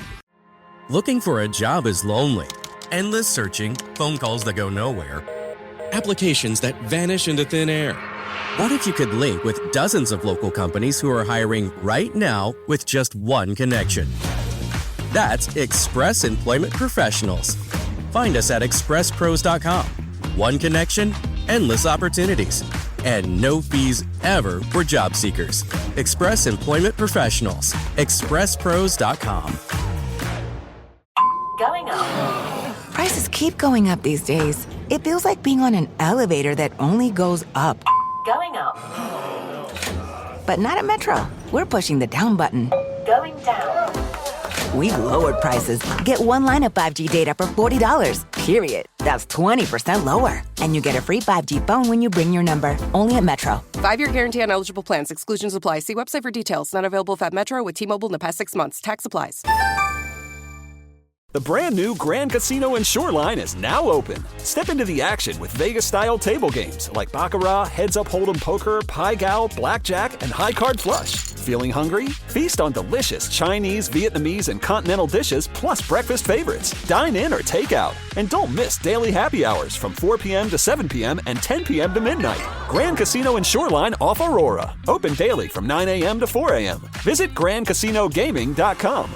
Welcome to the Grand Experience. Plug in a Hyundai EV and the extraordinary happens. From the charge time and range in the Ioniq 5 and 6 to the adventurous spirit of the Kona Electric to the 601 horsepower Ioniq 5N. Hyundai EVs make the extraordinary electrifying. There's joy in every journey. EPA estimated 303-mile driving range for 2024 Ioniq 5 SE SEL Limited rear-wheel drive and 361-mile driving range for 2024 Ioniq 6 SE long-range rear-wheel drive with fully charged battery. Actual range may vary. Visit HyundaiUSA.com or call 562-314-4603 for more details. Oh, this Bosch miter saw really is smooth. Feeling smooth. Who said that? It's your inner Bosch, baby. I'm that scoobity-bebop smooth feeling you get when you make smooth cuts with that moobity-mibbity-mibbity-mubbity miter saw. So I'll just keep ski-bop sawing then? Now you're getting it. Beep-bop-beep-bop, miter saw is my favorite. The more you Bosch, the more you feel like a Bosch. Avoiding your unfinished home projects because you're not sure where to start? Thumbtack knows homes, so you don't have to. Don't know the difference between matte paint finish and satin? Or what that clunking sound from your dryer is? With Thumbtack, you don't have to be a home pro. You just have to hire one. You can hire top-rated pros, see price estimates, and read reviews, all on the app. Download today. At Danner, the journey is never complete. The Danner N45 Trail Hiker is designed to support those willing to sweat in search of their edge. Featuring per-spare uppers with a Reaprene gussets for maximum breathability and Endurafoam midsoles for long-lasting comfort and cushion. The recraftable Vibram Mega Grip outsoles are built to be rebuilt. Danner's Precision Fit technology is available in women's styles. Breathe in the scenery with the Danner N45 Trail Hiker. Wherever you are on your journey, take new steps in the only direction you were meant to go. Forward. Explore the N45 at Danner.com. This episode is brought to you by Progressive Insurance. Whether you love true crime or comedy, celebrity interviews or news, you call the shots on what's in your podcast queue. And guess what? Now you can call them on your auto insurance too with the Name Your Price tool from Progressive. It works just the way it sounds. You tell Progressive how much you want to pay for car insurance, and they'll show you coverage options that fit your budget. Get your quote today at Progressive.com to join the over 28 million drivers who trust Progressive. Progressive Casualty Insurance Company and Affiliates. Price and coverage match limited by state law. Hey, anyone know what channel the game's on? We know. Download the Sports on What app today and always know how to watch the game. Satellite, cable, or streaming. Sports on What knows the channel the game is on, and you can too. Subscribe today to start your 7-day free trial. Sports on What? We know. All right, it's been 20 years for the Men's Room on the Rock here in Seattle. And time to celebrate with our brand new 20th anniversary lager from Black Raven Brewing. As always, a portion of net proceeds from the beer go to our 3 Fisher House locations. That's where military and veteran families can stay free of charge while a loved one is in the hospital. The Men's Room 20th anniversary lager available in stores and bars now as we say cheers to 20 years. You are listening to the Men's Room. All right, coming up, your guess is as good as mine. The category is the dirtiest U.S. cities and non-religious holidays. But first, time for a few emails to the Men's Room at KISW.com. You've got mail. You've got mail. And our birthday is brought to you by Men's Room Roasted Red Salsa from San Juan Salsa Company. Dip responsibly. Yeah. I was not confident at all. I got you. You know what? I didn't know. I kind of forgot you're going to do it. We were talking about hockey. It's like, let me look up the matchups and see what they're at. Anyhow, Washington's up 3-1 on Montreal. Guys, today's my 35th birthday, and was hoping to get the Dirty Germans talking about my wiener dog named Moose, and a fart montage, and maybe some dad jokes. Thanks, guys. That is from Rob.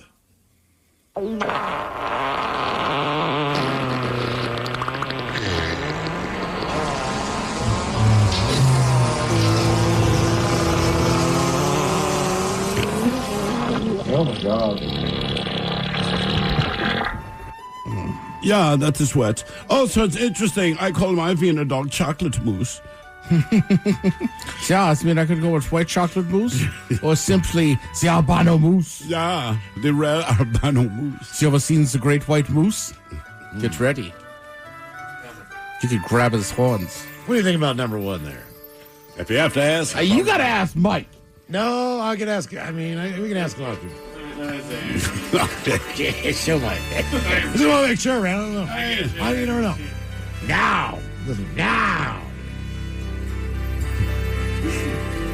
I mean. I would avoid it. Here, take it. Put it on the end. You made 2 out of 3. We'll see if we can get maybe a passing grade to that. Jesus Christ. I know, it's pretty bad. Okay, dad jokes. I don't know that one's that funny worth the risk. All right, yeah. A guy walks into a hotel and asks, "Are your porn channels disabled?" The clerk says, "No, it's regular porn." No, it's got on the theme. Guys, someone now keeps sending me flowers with the tops cut off. Oh, yeah? I think I'm being stalked. Okay, all right. Here's one from listener August. How did Pinocchio find out he was made of wood? How? His right hand caught on fire. What is the age it's okay to curse involving a joke? It's kind of like a PG-13 joke for a kid. What's the word? Is it an F-bomb, S-bomb? MFer. Is it really funny? Yes. Okay, then game on. All right, the kids were like 11 and 13. I felt it was appropriate. Okay. My buddy's wife went, "That's what uncles are for." It was a group dinner. All right, okay, well. I hit my kids with a good one about 3 or 4 months ago. We're watching some movie, and I'm like, well, pause it for a second. And I told them the joke, and they laughed hysterically. I'm like, oh, I know, that's a winner, man. Like, listen, I can't say another joke like that, but that's funny. They got it. That's kind of what I said, too, Oh, yeah. right? Everybody was having wine. Can we have a little? I was like, no, you can't have a little wine. So I'll tell you what, at dinner, Uncle Ted will tell you a good joke that involves a big curse word. It was awesome. Yeah. They were dying laughing. I was like, look at me. Yeah. Guys, today's my brother Jesse's 39th birthday. How about an old fart? Can I buy you a fish sandwich and a little girl fish sandwich? That from his little brother Ryan. Thanks, guys. Can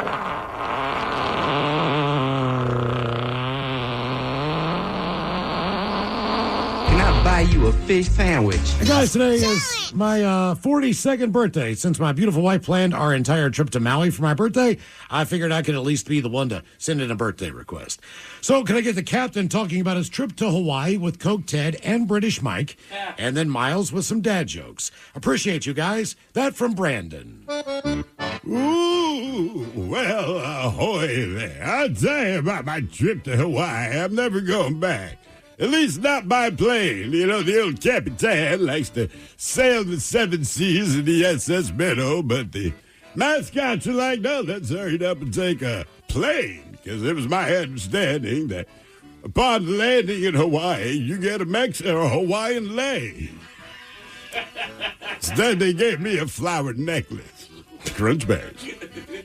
I'm pretty sure all these passed tests. Oh, were we supposed to interrupt the captain? Oh, were you? I don't know. I don't know if we were. He was just, looking for the How was your trip? Of your trips. We were all on board that plane. I barely remember. Tell you one thing, though. It had a Build-A-Bear. Never allowed back in there. It drank 18 Jack Daniels.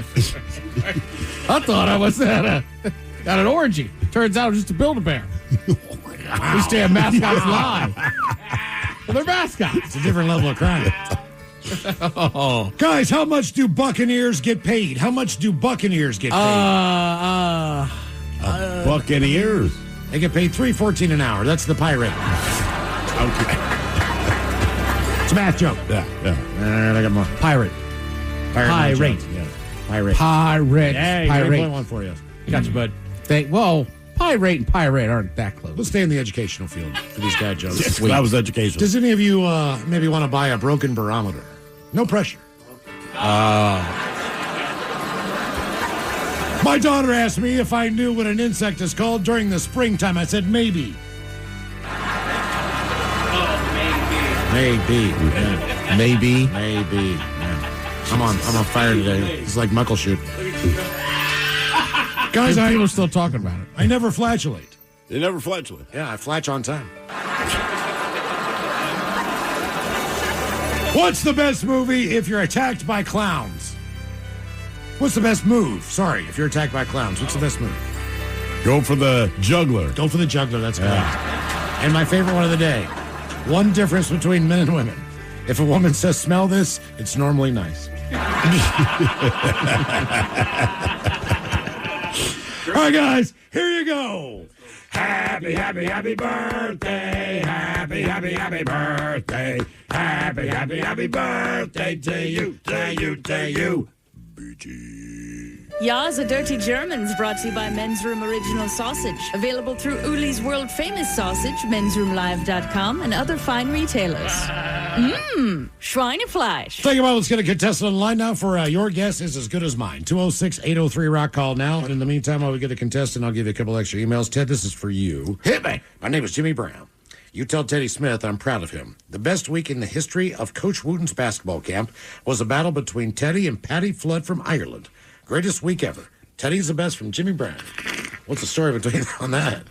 So Jimmy is a guy I used to coach with at Coach Wooten's basketball camp, right? So you have leagues, and you're coaching with the same guys day after day after day. So this guy was from Ireland. There might have been some evening antics involved, so it wasn't just coaching the kids. All right. There's a lot of things involved. But Jimmy's an amazing dude. Jimmy will go out. He will stay out longer than anybody you know. He will dance harder. I don't know that the man's ever had a drop of booze in his life. Oh, wow. Really? Yeah. Jimmy's a wild dude. I love that guy. Went to Georgia Southern. Oh, no kidding. Georgia Southern. All right. Let's see here. What is this about? Getting out. Oh, this is one we got over the break there when we were out. I don't know what the hell our replays were. But I do call for callers again. This is was there one that was supposed to sound like it was still Weed Week? There was a few. I think I played a lot of Weed Week stuff in the last week. Yeah, I got a text from a guy I know was like, Weed Week again? I was like, I don't know, man. Well, I'm on vacation. I try to grab the shows from this time last year. No matter what time that we're off, I grab them from this time last year. So, so that it fits. I don't know what this was about, but kicked out stories, I guess. And this is such a positive one. I love this.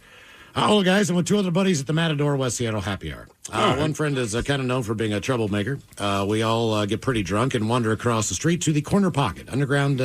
Great bar. By Easy Street Records. Guy manages to get so twisted from beers and shots in a short amount of time, he goes to the bathroom. He projectile vomits, makes a huge mess, comes out. We had no idea.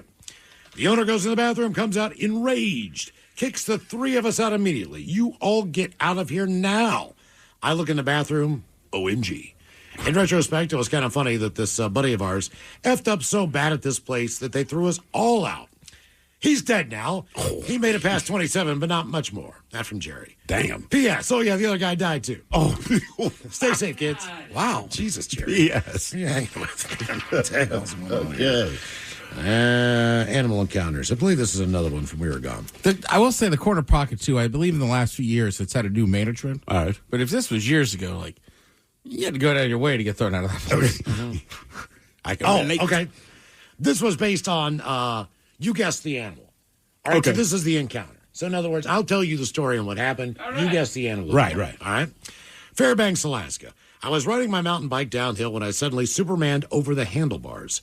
The animal I hit was pissed and stayed close by to watch me moan in pain and push my bike back to the truck. He watched me the entire time.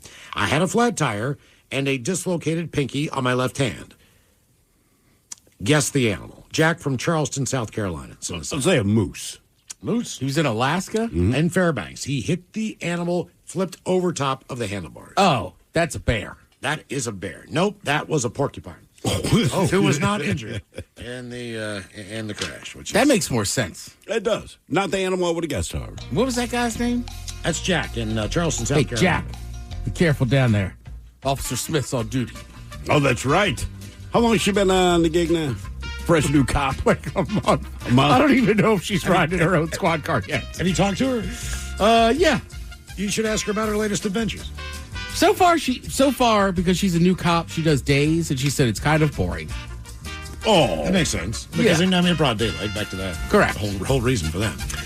Okay, let's see here. We got a contestant online. We do. All right. Let's. Who is that? That'd be Brad. Hello, Brad. Welcome to the men's room. Hola. Brad, welcome. We're well, man. Welcome to the program, and your guess is as good as mine. All right, Brad. We've got the dirtiest U.S. cities. That's one category. And the 10 most popular non-religious holidays. So, Brad, what are you thinking? You want to go the dirtiest U.S. cities? I'll help you with the states. Or the 10 most popular non-religious holidays.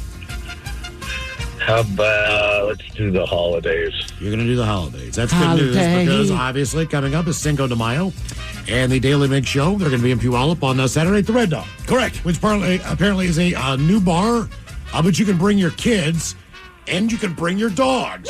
What if your kid is a dog? And you can hang out. It's from noon until 2. So that is our inspiration. What if you just have that dog inside of you? Okay. Like, all right, tough guy, you can come in. Yeah. Brad, I got 15 of these holidays on the list, man. If you run the table, it shouldn't be as hard as you think. All right? So they're all non-religious holidays. If you get 10 out of the 15, you win, no problem. But if you can keep going, there are more. All right? So what's your first guess here? We'll go my favorite, Valentine's Day. Valentine's Day is obviously on the list. These are in no particular order. We can hear the sincerity of it being your favorite. I mean, I think you got to go. Yeah, I love that day. Every guy does. July 4th. I mean, that's a fun holiday. Mm-hmm. Yeah. How about 4th of July? Independence Day on the list, on the 10 non-religious holidays. Yes, we celebrate the country we live in.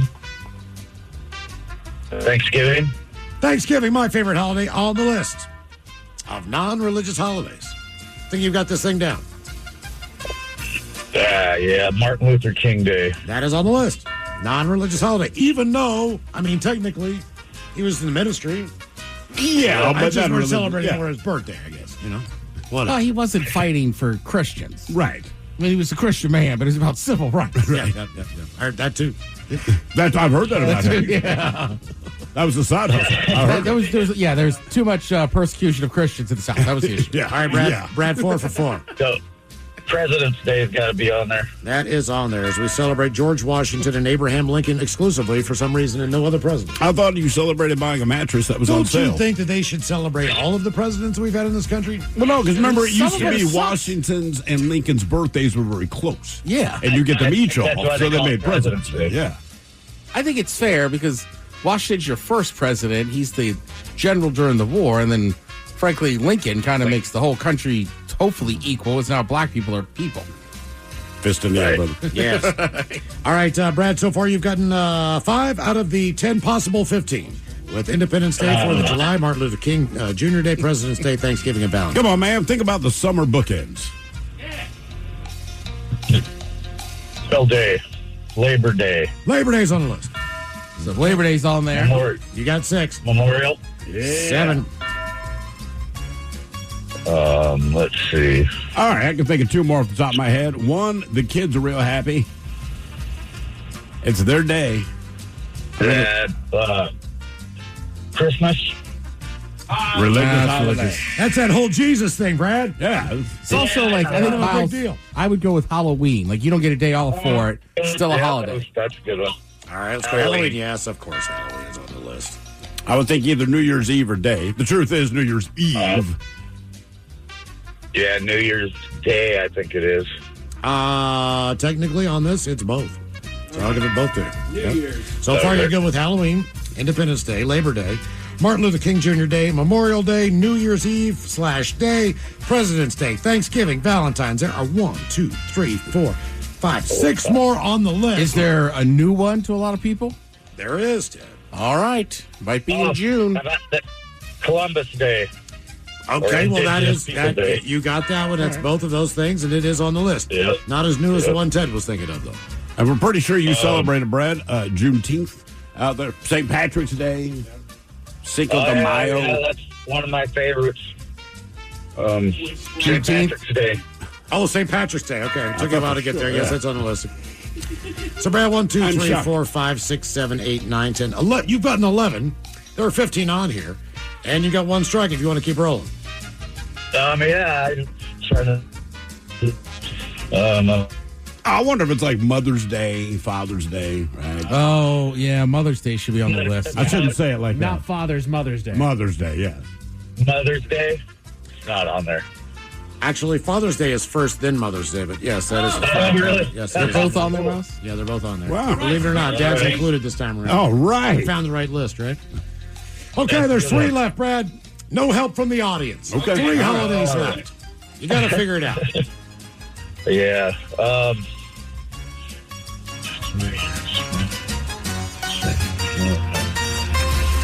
Damn. Yeah, I'm not. We're giving you one. All right. Brad, it's the next. Giving me about 4, I think. It's the next closest one of these holidays. It'll be the next one of these non-religious holidays out of the 15. Okay, it's going to happen coming up. It's going to happen in May. Is it Labor Day or I already got that? I got that Memorial Day. You got that one, yeah. Early May. Yeah. Is it May Day? Not May Day, no.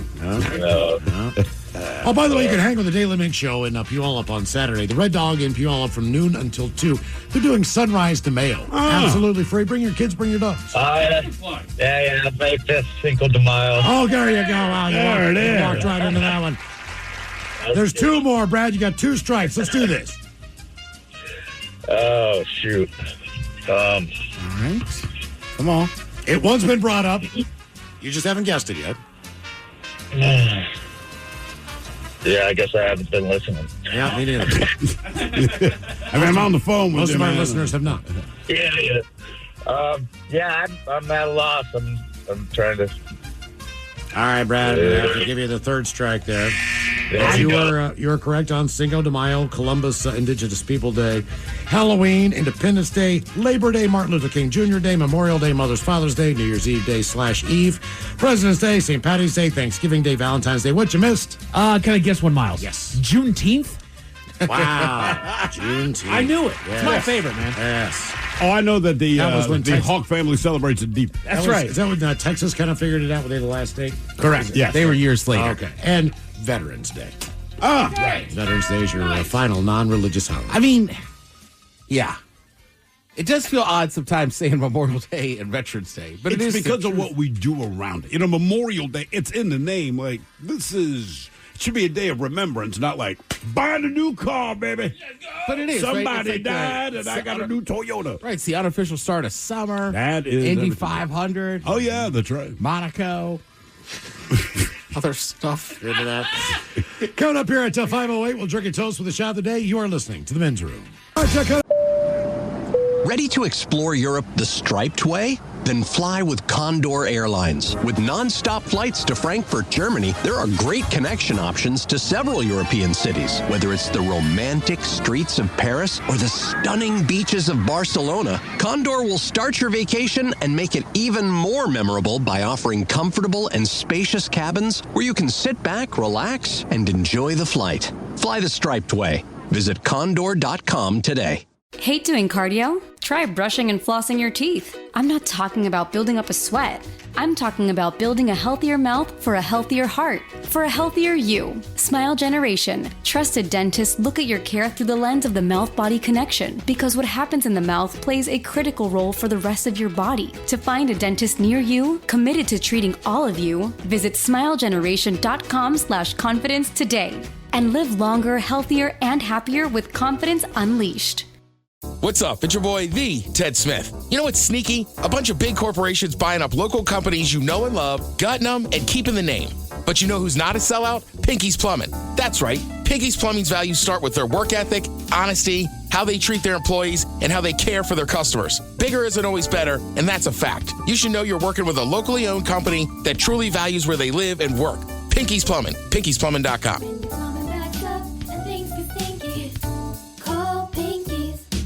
Nerds! Today's episode is sponsored by Smart Travel, a new podcast from NerdWallet.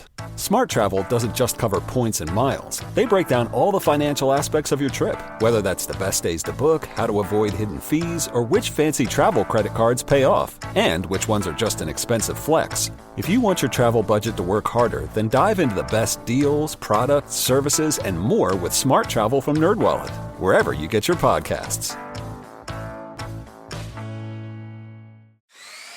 Oh, this Bosch miter saw really is smooth. Feeling smooth. Who said that? It's your inner Bosch, baby. I'm that scoobity-bebop smooth feeling you get when you make smooth cuts with that moobity-mibbity-mibbity-mubbity miter saw. So I'll just keep ski-bop sawing then? Now you're getting it. Beep-bop, beat-up, wow, miter saw is my The more favorite. you Bosch, the more you feel like a Bosch. At 5:08, we'll drink and toast for the shot of the day. And we do have your headlines on the way at 5:50. But first, quick check out Mike Hoggin. Yeah, some of the stories and headlines he is not working on. Sorry about that. I thought I hit the button. Thank you, Miles. Toilet seats are being hung along Florida's coast. Toilet seats. Toilet seats. So I actually did work on this one a little bit. So there is actually a channel or a cut. That's what it is. It's a cut. And they call it toilet seat cut. What ended up happening is that this dude wanted to make like his own little private cut into this great area, whatever, but he went illegal as hell, but he built his own cut out there and he put poles along the way to kind of guide himself into it when he went to find it. Then back in the 60s, Hurricane Donna, is that right? Rolled through there, devastated the area, but one of the things that was left behind was one of those poles had a toilet seat that was stuck to it. All right. So then he just kind of embraced that. He took it home, he painted a little sign on it, threw it back out there. Now it's become this big cultural thing that everybody is now starting to put their own toilet seat covers out there. Okay. All right. Hey, man. You know what? Florida's staying classy. Yeah, get a hobby. New research indicates that commercial planes may soon be used to cool the planet. Okay. Apparently, they're going to start releasing particles, or at least they're hoping that they can do something that'll release particles in the air that'll combat global warming. Okay. And if that can work, like hell yeah, let's do it. Whatever. And if not, good luck. Yeah. I mean, planes are one of the What biggest could go polluters wrong? out there, right? Sure. Like, that's the big argument out there. It's not so much the commuter car, it's the giant-ass planes that are flying all over the place and just blowing it all out there. So if we can get little particles out there that actually fight that, hell yeah, let's go for it. Apparently, Texas wines are soaring in popularity. I did not know that Texas produced wine. I didn't either. That's what a lot of people are saying. New Mexico, Arizona, I knew. California, obviously. Oregon, yes. Washington, yes. You can grow grapes in those kind of arid areas? Yeah, well, Depending where you are in the Flagstaff, state. Arizona, you go up on the mountain, and Gotcha. New Mexico, like Maynard James Keenan from Tool. He's got a wine facility in Arizona, I believe. Maybe it's New Mexico. Okay. But I mean, they Cool. they make it. I knew they do in West Virginia, Tennessee, Kentucky. All right. Everybody says Virginia. Dave, Basically, yeah, Dave if you Matthews can has a grow winery grapes, in Charlottesville. You can have wine. It's just whether or not your quote-unquote region is known for it. Sure. Late nights and little sleep could be stunting the brain growth of teenagers, according to a new study. Well, sure. No shock. Probably why your body needs sleep. Exactly. I assume. I forgot Guelph Teddy is a winery here in Walton. Yes, indeed. Oh, Can you tell if your son's playing games at night, or can he be quiet? It's impossible for him to be quiet. At least all of the circumstantial evidence says it is impossible for him. It's like, put it this way. Thrill, there's a baby sleeping in the next room, but I want you to watch the Ravens. Like we know what's going to happen. That kid's going to wake I just up. feel like the games are more complicated. Like, I used to be able to get away with, like, playing Nintendo. Sure. Because you could play it super quiet. Well, and you can play the games that he's playing quietly. However, he's playing with a team, so it's, Right. starts to get difficult there. But I remember he's very animated when he plays. I remember playing Call of Duty with my cousin, and my sister slept in the room right next to mine, and I'd have to keep it down. And it was kind of understood that after like 9 o'clock at night, like we can't be too loud with this stuff. So Right. We're just going to kind of go dark mode and just play it as best we can. You all right? Yeah, I just like that funny. Oh, we're going dark mode. Going dark mode, man. Somebody's asleep. Side 15. Bravo 6 going dark. I'm pretty sure that's how real combat works, too. Yeah, right. Hey, man, we're going After dark 10 mode. p.m., you got to be quiet. Might be people sleeping. Hey, man, my sister's sleeping in the next room over, man. We got to be quiet on this raid. Yeah. Oh, yeah, sure. That's actual gunfire, but I'll be quiet. Yeah.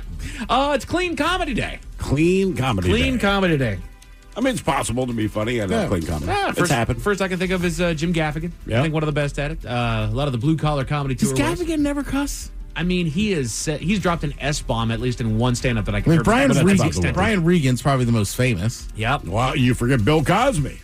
Bill Cosby was very He clean was comedian. notoriously, horrible human being, but notorious for clean comedy. Jeff Foxworthy. Sinbad was also a very clean comedian. Jay Leno. Leno? Who's Yeah, the but he's new- not funny. Who's the new guy that I love? He's got a couple comedy specials. Miles, you've seen. We talked about him. He does like golf stuff. Nate Bargatze. Oh, Nate I didn't Bargatze. even realize he was clean until somebody pointed it out to me. They're like, "Oh, he's clean." I was like, "I guess you're right. If he you're doesn't funny, you curse. don't notice. No. Right. Yeah. As long as the jokes are Sinbad. good. Yeah. Yeah, exactly. Whatever happened to Sinbad? I wonder if he's doing okay. He's I don't think he is, man. Oh, really? Oh, no, I think he's really? been kind of sick for a while. Oh, Yeah. damn. Oh, no. Oh, yeah. Damn, I just didn't man. know the level of it. I had no idea. I'm just like, oh, crap. I feel bad for Sinbad now. I just think House Guest is an underrated movie. I'll bring that up to my death. I've heard this for decades. I can assure you that Ted will defend that position. I got to rewatch it, but I remember it being pretty good. TheTakeout.com released a list of cheap bourbons worth buying. Cheap bourbon. Cheap bourbons. Is R&R on there? R&R is not on there. No, they go... Shocker. They go Larceny Kentucky Straight, Cooper's Craft Kentucky Straight Bourbon, Four Roses Yellow Label, Probably the old granddad on there. Evan Williams Black Label, Jim Beam's Devil's Cut. That is pretty good. You ever had Devil's Uncut? It's a thicker bottle. From Europe. Yeah. Yeah. Oh, the Devil's European. How'd you know? Well, it's wearing a hood. You know, Crown Royal comes with a bag. Yeah. It just has a little hood right over the top. So it's the Devil Uncut. Wild Turkey Kentucky Straight Bourbon Whiskey. Yeah. God. Rebel Kentucky Straight Bourbon Whiskey and Rebel 100. Wow. Rebel coming out strong. Old Forester 100 proof Kentucky Straight Whiskey. That's good stuff. 100 proof. 100 proof. Old Forester all the way around. There it is, Miles. Old Granddad bonded 100. There you go. Yeah, if it's true bourbon, it should be. It should be bonded. I mean, if you're going to buy it, buy it. Buy the real deal. Buy the good stuff, right? Yeah, if you're going to get a pizza, don't get, cheese. A new study found that people trust legal advice from ChatGPT more than a lawyer. I wouldn't, but do your thing. And on the front lines, it does sound absolutely ridiculous to trust ChatGPT first. But then I mean, it scans everything that's ever happened. Correct. Right? And I was talking to Ted about this, and that's really what ChatGPT can do as far as information-wise, is it scans everything. Lawyers look at the law, and the law is black and white, and that's something that it can read. So while I would still really double-check everything it has to say. Yeah, I get a second opinion, but sure. Right. I can see where they're coming from. I still would go with a lawyer. But and I think, it helps that I have some friends that are lawyers. For any good lawyer would be like, here's what I can tell you, but that might not be my field. Sure. Right. You know what I mean? Yep. Right. Florida might be changing their state bird for the first time in over 100 years. What is their state bird now? It's the middle finger, you son of a bitch. It should be the flamingo. I think it's the mockingbird. They might be changing it to the flamingo. Yeah. Okay, because that lawn art wise alone. Yeah. Really? Is that where all the lawn art's at? You go to a trailer park in Florida like the one my dad lives in, man. You've never seen such a selection of lawn art of I don't know of flamingos. I'm not sure. Right. Oh, we need a flamingo. Why is it flamingos specifically? I don't know. I feel like it's either deer or flamingos. You might throw some mushrooms and garden gnomes. We understand who you are. But I'm just saying, people, either they have like plastic deer or it's a freaking plastic flamingo. But I don't think I've ever heard anybody talk positively about the plastic flamingo. Not that it's horrible, but nobody's like, man, I'm really going to have that. Well, it's iconic, but no one actually wants one in their yard. I parked at the Marriott in Palm Springs, and they have a whole flamingo population that roams around in the stream and pond area. You need to smell that place when they dump the shrimp in. Oh, man, that's thick. It's 102 degrees, man. Just baking that crap. crap. They're just dumping the shrimp, and you're like, I'm never eating seafood again. Sucks. God. There's some new data on when your mind, quote unquote, goes blank, and it actually exists and shows up on brain scans. When your mind goes blank. Yeah, when you just, you don't think about stuff for a minute, that actually is a scientifically measurable thing. Okay, I only do that when I'm driving. But they basically equate it to there are, not everyone, but there are certain functions in your brain that basically act the same as when you're asleep. But okay. But what are the things that make this happen? I mean, I can say, like, my wife picked a movie and it's a romantic movie. In my mind, it has gone blank. And it could be just that simple, dude. Right, because I'm not retaining anything, and my eyes are looking at it, but I'm not seeing it. And I wonder if it's different parts of your brain than when you're asleep. Because when you're asleep, your brain is still on and it's still working. It's just different parts that are working. So I wonder if it's just a moment where there are certain parts of your brain where that would normally be asleep when you're sleeping. They're now awake, but now the other parts are gone blank. I wonder, like a high school assembly. And you get someone to come in and talk, but it's not anything you have interest in. No. But you're still there for an hour, and somehow you see their mouth moving, but nothing registers. Right. Like how many smoking ones did I sit through? Like, I'm not going to start, man. You don't got to preach to me. I'm not going to do it. Or like when you're on the plane. Yeah. Right. Exactly. You got nothing to do. I admit, I stare at those people. I stare at the ones given the safety check because it's like they're doing their job. Somebody's got to watch. I want to make sure that they know that I'm paying attention. Correct. That's all. That's all it's like. It's like taking your shopping cart back in the parking lot. I appreciate what you do. But if you do, then, they'll probably maybe give you a beer. I had the exit row on the flight back Saturday night, and so they are literally standing right next to you. and my eyes were kind of drifting. I was working on something else, but I kept looking, and I swear to God, every time I looked at them, they're looking at me. I'm like, man. I'm with you. I know the emergency thing. I get it. Sometimes somebody just starts talking to you. Yeah. But, like, I'm with you. I always, like, it's awkward. I don't know, like, I think we're supposed to pay attention. You're doing your great job right there. Well, and you're I want to see the flotation. I want them to really pull the strings and the duck comes out. Okay. That's all I want. One time. You know what I mean? Poof. Dude, I finally broke the streak up. So I was right next to somebody that was giving the presentation on the flight just this last weekend. All right. And I saw them. She was doing the tug thing, and she was pulling hard on it. Because I'm same thing. I was like, I want to be there when somebody just pulls too damn hard. It's already popped. Oh, really? It's a dummy thing. Yeah, it's already deployed. It's like, doggone it, I want to be here. Can I heckle him next time? The thing doesn't even work. That thing you did doesn't even work. There's no one small enough to get into that seatbelt they have. That's a good point. 6 inches. Like, I got it. I always want to ask, like, you got to explain how to use the seatbelt. So they be on this flight. No matter what else you're going to tell them. If they need help with the seatbelt, they don't understand anything else coming out of your mouth. I got a story about the seatbelt to tell you guys off the air. But the plane is also, it's a great little transition here because the plane is a place where a lot of people have pet peeves. And in fact, I want to roll down a whole bunch of them. The Men's Room Top 10. The Men's Room Top 10. 10 or more pet peeves that are simply the worst. This pet peeve ever happened to you? I walked into a highfalutin hoity-toity establishment not so long ago to wet my whistle. Must have been in there for 3 or 4 good belts when this arrogant bartender walks up to me, slides my card across the bar top and tells me, my money's no good here. How dare you? Then he went on to insult me further by telling me my card was declined. Fine, I told him. You and your kind will never see me in here again. Okay. What in the hell is he talking about? I have no idea. I didn't think he just wanted to rant for a second. Well, if his card is declined, they're not going to serve you. I think that's the point. It's the whole thing, dude. It sounds like you just died You of don't death. have a debit card on backup for your checking account? Or an extra, I don't know, like Discover card you forgot from college?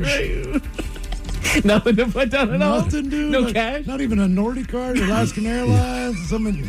Can I get booze on a Nordstrom's card? Hand him a Starbucks gift card. There's got to be 10 bucks on there. Something. It's got to be Look, like man, $4.50. just take my Starbucks gift card. It's got 10 bucks. You take that, you hand me a drink.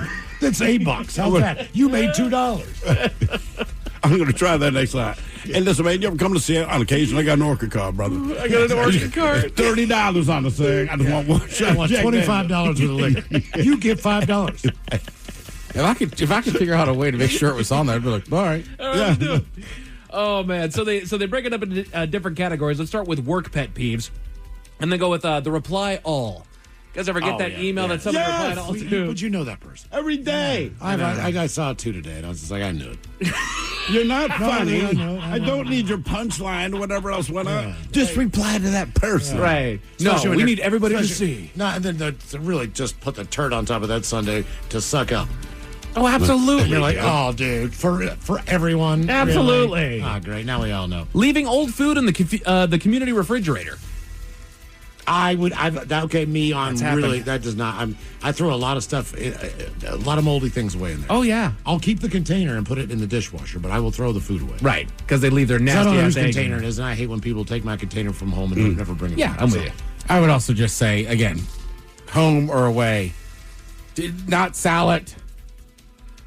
Salad is not, once the dressing's on, you can't put it in the fridge. Right. Somebody used to do that all the time. They'd leave like the end of their salad bowl, and I'm like, you're not coming back for this. On the opposite side, stealing food shows up. Well, yeah.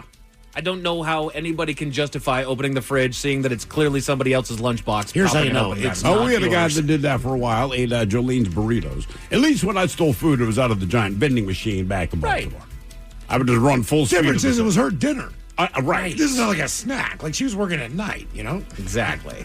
And then the last work pet peeve is micromanagement. But that just kind of... Well, of course. That's itself right there. Mm-hmm. Some dining pet peeves. Overcomplicated check splitting. I know that's one of Ted's. Oh, it drives me up. Yeah. Especially nowadays. Like, we all either have Venmo or something or get some cash. Here's a way to pay me back. But to sit there and just... Can we split it 100 ways? I hate doing that. No. Just let them do one frickin' check, man. Not knowing your food order. This one always pissed me off when I was working drive-thru because I knew that there was a long line and there were two boards that you could look at. And the front board had the intercom. The second board there was so that when you were waiting in line, you could look at that menu and take a look at what it is that you wanted. And every third car, somebody would show up. What can I get you? Oh. Again, when you're at fast food, speaking of Sinbad, for God's sakes, he had a whole routine on. I get pissed when I go to McDonald's. This is pre-drive-thru, so standing in line. I've been in line for 10 minutes. The person in front of me, they now ask what that person's order is, and they're not sure. And he goes, there's two problems with this. One, when you're standing in line, the menu's directly in front of you, so I have no idea what else you're looking at. And also, he said, nobody goes to McDonald's and does not already know what they want. Yeah. Right. All right. Correct. So you know exactly why you went to fast food. I had this happen at breakfast when we were off last week. I got a bagel with lox, cream cheese. Attaboy. That's what I want, right? Do they respect the schmear? They do not have schmear. No, Did they toast it for you? Cream cheese. Yes, they did toast the bagel. All right. Problem is, they didn't have a bagel. Well, I'd had it the day before. They didn't have a bagel the next day. So the woman says, "What would you like instead?" And I'm like, "Hold on, I wasn't ready for Plan B yet." Right. There you go. Just give me a minute. Give me a second. She comes back. She's like, "Are you finally ready?" And I was like, damn. "I don't have like ABC just in case you don't have these things." I dismissed you. So what I did was I got an English muffin with cream cheese and lox. English muffin bomb, Yeah, dude. same. With cream cheese. Fine. Yeah, Man, I had it in my head that I wanted the bagels. No, I get that. I mean, poor man's, poor man's Can't bagel. afford bagels. Texting during a meal shows up. Eating noisily. Yep. Unless, what was it, a couple weeks ago? Like, Throw had a cold. And I was like, it's one of the worst things. Like, you have a cold. Sorry, man. I can't breathe through my nose. Also excuses the other one chewing with an open mouth. Yes. Yeah. If you have a cold, it's just understood. It's understood. It could be juicy chicken. Yeah. It could be juicy chicken. I mean, just you disgust yourself when you have a cold. Yeah. Oh, God, sorry, guys. Bad tipper shows up there. Sure. And then, You sometimes got to re-tip for somebody. how about this one? Wonder if I can find the sound effect here. You're sitting there, you're enjoying your meal. Never mind, I'm not going to be able to find it. You're enjoying your food, then all of a sudden you hear the clash inside of the kitchen. Somebody's dropped a plate. Oh. All right.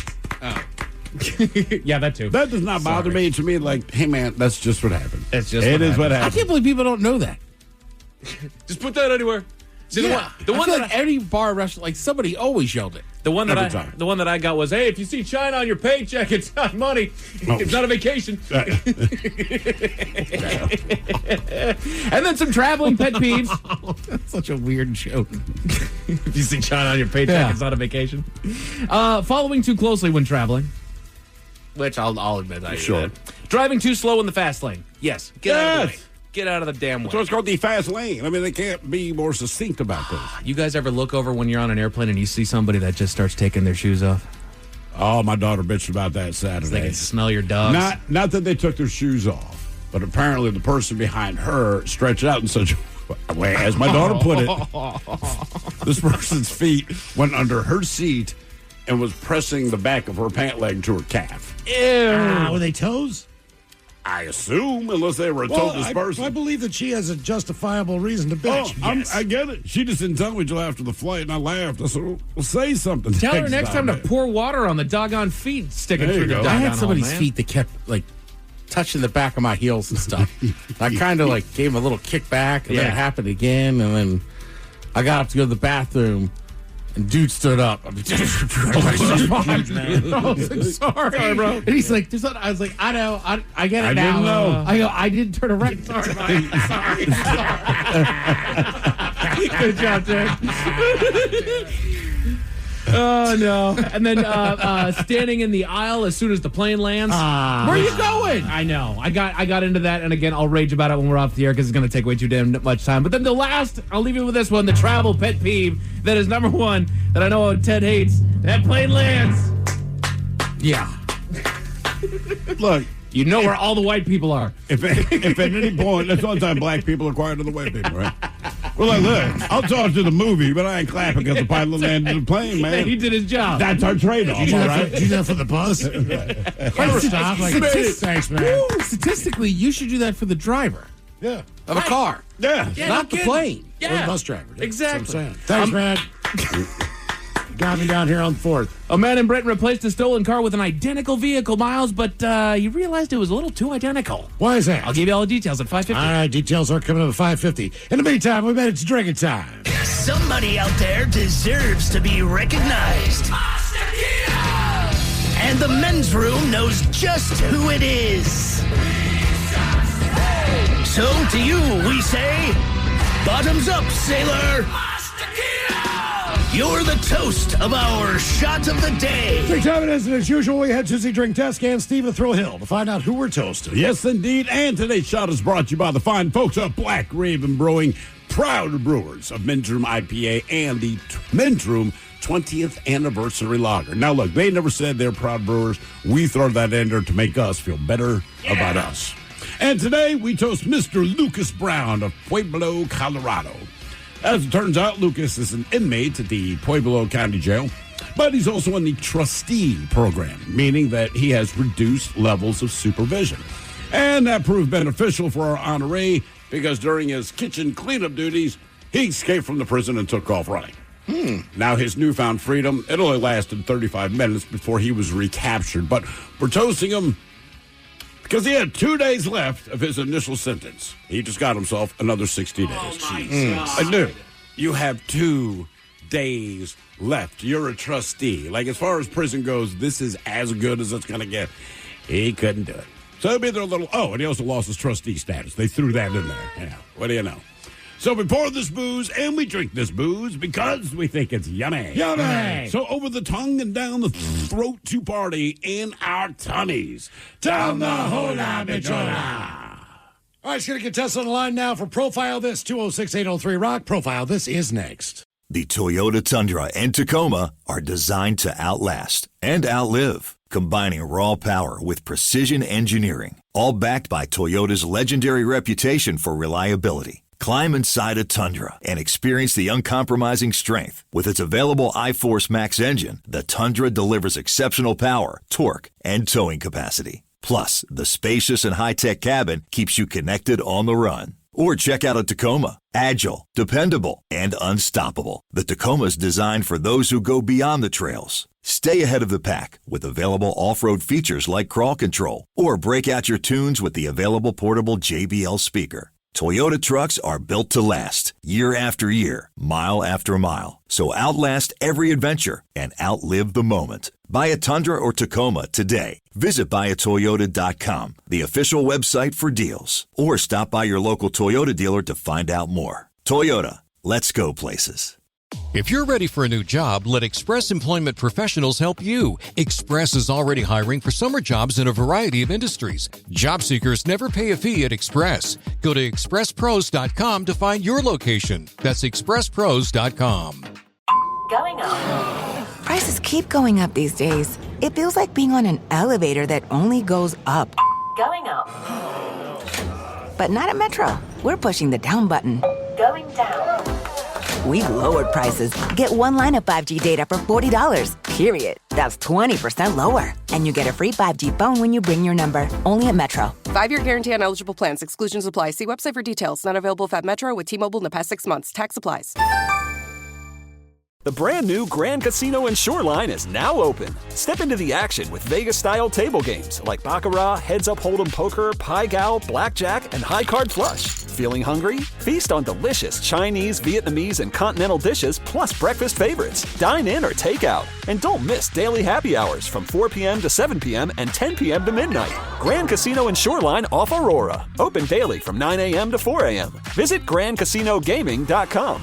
Welcome to the Grand Experience. Plug in a Hyundai EV and the extraordinary happens. From the charge time and range in the Ioniq 5 and 6 to the adventurous spirit of the Kona Electric to the 601 horsepower Ioniq 5N. Hyundai EVs make the extraordinary electrifying. There's joy in every journey. EPA estimated 303-mile driving range for 2024 Ioniq 5 SE SEL limited rear-wheel drive and 361-mile driving range for 2024 Ioniq 6 SE long-range rear-wheel drive with fully charged battery. Actual range may vary. Visit HyundaiUSA.com or call 562-314-4603 for more details. Avoiding your unfinished home projects because you're not sure where to start? Thumbtack knows homes, so you don't have to. Don't know the difference between matte paint finish and satin? Or what that clunking sound from your dryer is? With Thumbtack, you don't have to be a home pro. You just have to hire one. You can hire top-rated pros, see price estimates, and read reviews, all on the app. Download today. At Danner, we believe our beloved trails will always need footsteps to keep the paths from fading, and those journeys are often better when shared. The Women's Trail Trainer was built by women for women who embrace the outdoors. Rally your girls, lace up, and blaze the trail. Resurge midsoles provide next-level comfort, while Danner's Precision Fit technology offers more custom fit with optimal support. Breathe in the scenery and feel right at home in the dirt. Explore the Women's Trail Trainer at danner.com. This episode is brought to you by Progressive Insurance. Whether you love true crime or comedy, celebrity interviews or news, you call the shots on what's in your podcast queue. And guess what? Now you can call them on your auto insurance too with the Name Your Price tool from Progressive. It works just the way it sounds. You tell Progressive how much you want to pay for car insurance, and they'll show you coverage options that fit your budget. Get your quote today at Progressive.com to join the over 28 million drivers who trust Progressive. Progressive Casualty Insurance Company and Affiliates. Price and coverage match limited by state law. Hey, what's the easiest way to find out what channel the game's on? Sports on What? Subscribe to the Sports on What app and quickly find the channel for every provider. Satellite, cable, or streaming. Sports on What knows the channel the game is on, and you can too. Download today. The Men's Room presents Profile This. And Stephen Throwhill, could you please start everyone out? Profile This is played. I sure can, Miles. It's a simple game where we share with you a real-life news story, something that happened right here on planet Earth.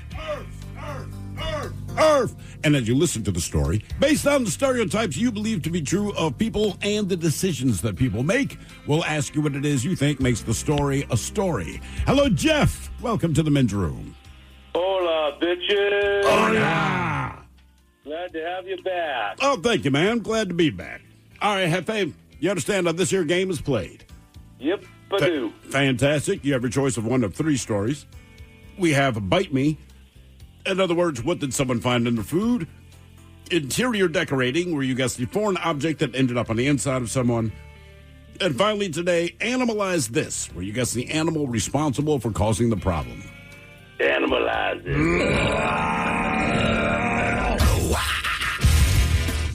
One of the two animals that escaped from a Wisconsin zoo during a snowstorm has been captured, while the other animal remains missing. The new zoo and adventure park in Green Bay, which previously said Ophelia and Louie, escaped during a March 20th snowstorm, announced that Ophelia was safely returned to the facility. The zoo said, quote, a full veterinary exam yesterday revealed that she is in perfect health. She's been returned to the regular habitat this morning, but may not always be visible to guests. Ophelia has always been hit with a bit of the shy and enjoys taking naps throughout the day. The search for Louie, however, ongoing. They say this is breeding season, and we expect that as a male, Louie's likely to be ranging a bit further from home than Ophelia did, but it's still likely that he's not all that far away. Now, the question is, what kind of animals are Ophelia and horny-ass Louie? Are they alpacas? Are they foxes? Are they miniature goats? Or are they otters? So alpacas, foxes, miniature goats, or otters. Did they say where? I missed where it was at? Green Bay, Wisconsin. Home of the NFL draft and escaped animals. I kind of think an otter, but what do you guys think, Ted? Miles? Man, alpaca. I don't know if you put that in a zoo because it seems like they're more on farms. Not saying that they wouldn't be in zoos, but I'm going to go. I'm going to go with you. I'm going to go otters, Jeff, if you're going there. What about Ted? What are you thinking, brother? Honestly, the alpaca can withstand extreme temperatures and everything. It's great wool and everything else. Much better than the llama. Mm-hmm. So I think this alpaca, they got out. It was snowing. They didn't care. They're used to it. And then he was like, hang on, honey. I'm in heat. Okay. That's an exact quote. Mike. What's Mike got to say? You know what, Ted? You convinced me. I'm going alpaca, too. Alpaca. And what did he say to his wife, Mike? Right. He said, yeah, baby, I'm in heat. Oh. I'm going to stick with otter, but my wife says she thinks it's mini goats. Your wife says mini goats. Oh, all right. Okay. Yeah. I know for personal experience, never trust your wife, Jeff. Okay, so is the escaped animal an alpaca, a fox, a miniature goat, or an otter? We'll find out next. That was a tease. You are listening to The Men's Room. Categories Analyze This on Profile This. We got two animals that escaped from a zoo in Green Bay, Wisconsin. Yes, one of the animals was found and returned to the zoo in good health. But the other one, I guess, is still on the loose even now as we speak? Because it's mating season, you see. I see. And it's the male. So with the animals, alpacas, foxes, miniature goats, or otters? And, Jeff, that is the very question that we posed to you. And you guys split. You and Miles agreed that it's otters.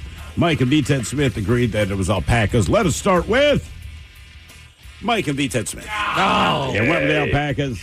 It was not alpacas. horny alpacas. Or horny alpaca, as it were. Now, Jeff, you agree with Miles. Miles, you agree with Jeff. You guys both went otters. Yeah, you are correct. Yeah. Well, you see those pictures of them in the snow when they're laying on their back and their babies and stuff? So I kind of figured. A little disappointed today. You know, anytime that they record an animal fart, I'm going to make that the shot of the day, right? I mean, that's just what I do. So today, there's a story about, hey, and we've done this before, but a different otter was caught on one of these trail cams, and it was caught farting. Well, they didn't play the audio. Well, the trail cams don't normally always have audio. Then how do you know it's farting? Oh, well, that's my audio. point. You're It's not saying, audio. like, we caught it farting. I'm like, well, if we can't hear it or it doesn't... I think you could still see the... All right, that's the one otter that we had. I think you could see the air coming out of its behind. Have you ever seen the air come out of a fart? On a trail cam? Sure. Yes, only on trail cam. Well, because isn't it done... Part of it sometimes at night is done by heat. Right. So that's how you kind of see the all right, animal. all right. So then, in theory, if that animal put out a hot fart, you'd see it. You'd see it. My grandmother came out of the grave. Was it hot? Now, for all TV news all the time, it's time for TV Time with Ted. And now, because your pathetic life is confined to countless hours in front of a talking box, the Men's Room presents TV Time with Ted. All right. A lot of stuff to talk about today, TV-wise. Trying to decide where to start. Let's start with somebody who's always used to being in charge. Now, not so much.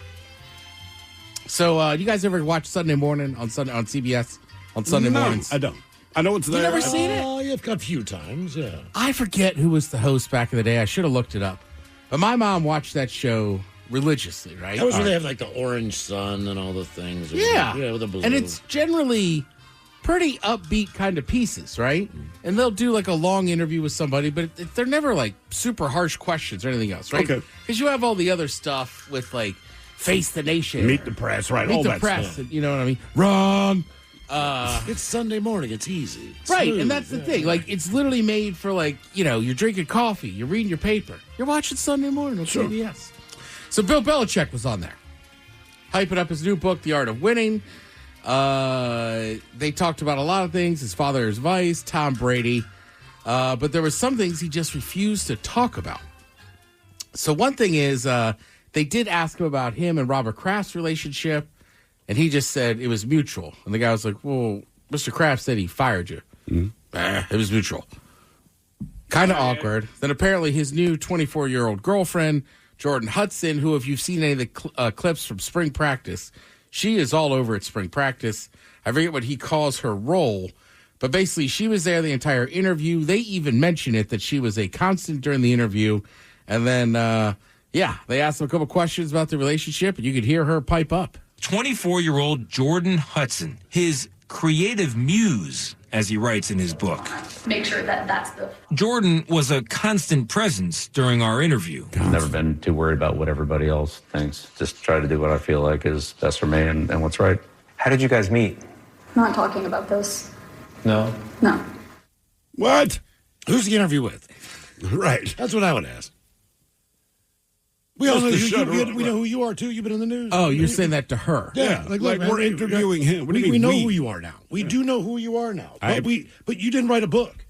And it's not a we question. We want to talk to the guy that did, about whatever he did. And look, I mean, the bottom line is this, is that he is 73 years old. She is 24. People are going to ask how you met. Yes. Now, if you just, the story was that they were on some airline flight together, and she was talking about her senior project at college, and he was interested, and they stayed in touch. I mean, look, when she reacts that way, it's like, all right, well, this was obviously one of those matchmaking. You're a young hottie on Instagram. Do you want to meet a rich dude? Which, again, I wouldn't care either way. But her being such a part of it. Right. We're not talking about that. I'm Right, sorry. I and didn't then- realize I was talking to you. Belichick, you'd have to imagine at some point you got to realize, I don't know if she's really for me or she just wants some fame. But now that it's like she's not even just being your girlfriend, And like he was just asking about Instagram because we don't know the side of Bill Belichick, and now he's doing yoga poses on the beach and lifting her up. Like, for somebody that never talked to the media, who then turned into a media member, I think these are fair, easy kind of questions. He wasn't even sure, I believe, what platform that she was posting these on. And he said, I just know it's on one of the sites. I just know it's on one of the social media sites. Yeah. Right, exactly. He said, yeah. So I'm on some of those social platforms, but I honestly don't follow. So I don't know. To me, it's not a great look, and especially like you're Bill Belichick. And then I just read like minutes ago. There's like an update on it. Apparently, at some point, she walks out of the interview, wants Belichick to go. He doesn't go, and now North Carolina's kind of like, "Hey, man, did we hire you or did we hire her?" To deal with this crap. Yeah, for the record, right, there's a lot of stuff that has gone on, and when you look at that dynasty, like I still think you need both of them. And I'm not gonna say, well, but Brady ends up winning another one. Belichick, the Patriots did not look very good his last few years. Sure. Those first couple championships, Brady's not that great. The defenses are. So, like, I think you needed both of them, but over time, it's like Belichick, it's like, I just think this is going to go bad in North Carolina. I think it's three. I think it's Kraft, too. I think there's three people over there that, are very important to the organization. And they probably think a lot of themselves. So you have all those three dynamics. Yeah, except Tom Brady's the only one that can be like, well, right, but I did it on the field. Yeah, I did it on the field. And I went somewhere else and still won. Exactly. You know what I mean? Like, for Belichick, there is something to be said, like, the Patriot way, but like it might have just been the Brady way. And when you hear stories and stuff, like he's a very harsh, and I get it, that's how old school coaches are. But you hear people talk about like, as soon as you got to that locker room, Tom Brady would come over, introduce himself. Sure. So, this is what we like to do here, this and that. So, like it seems like Brady was a massive part of that and was keeping it going. Yeah, for sure. But like I said, I still respect Coach Belichick. I just don't want to see him flame out down in or crash out, as the kids get say. your freaking girlfriend out of there, man. Yeah. In any job. Right. You're doing any job. That's it. I would never bother you promoting at work. stuff or not, it's part of work. Like, get out of here, man. Do my goddamn job. You've had partners before. Like, babe, I am at work right now. I've got a lot going on. I would love to talk about this, but just not the right time because I'm working. And you're an adult. I should not have to explain that. I understand you have the day off. That's fine. I just can't talk right now. But if I get a break, man, I'll call you right back. No, you won't.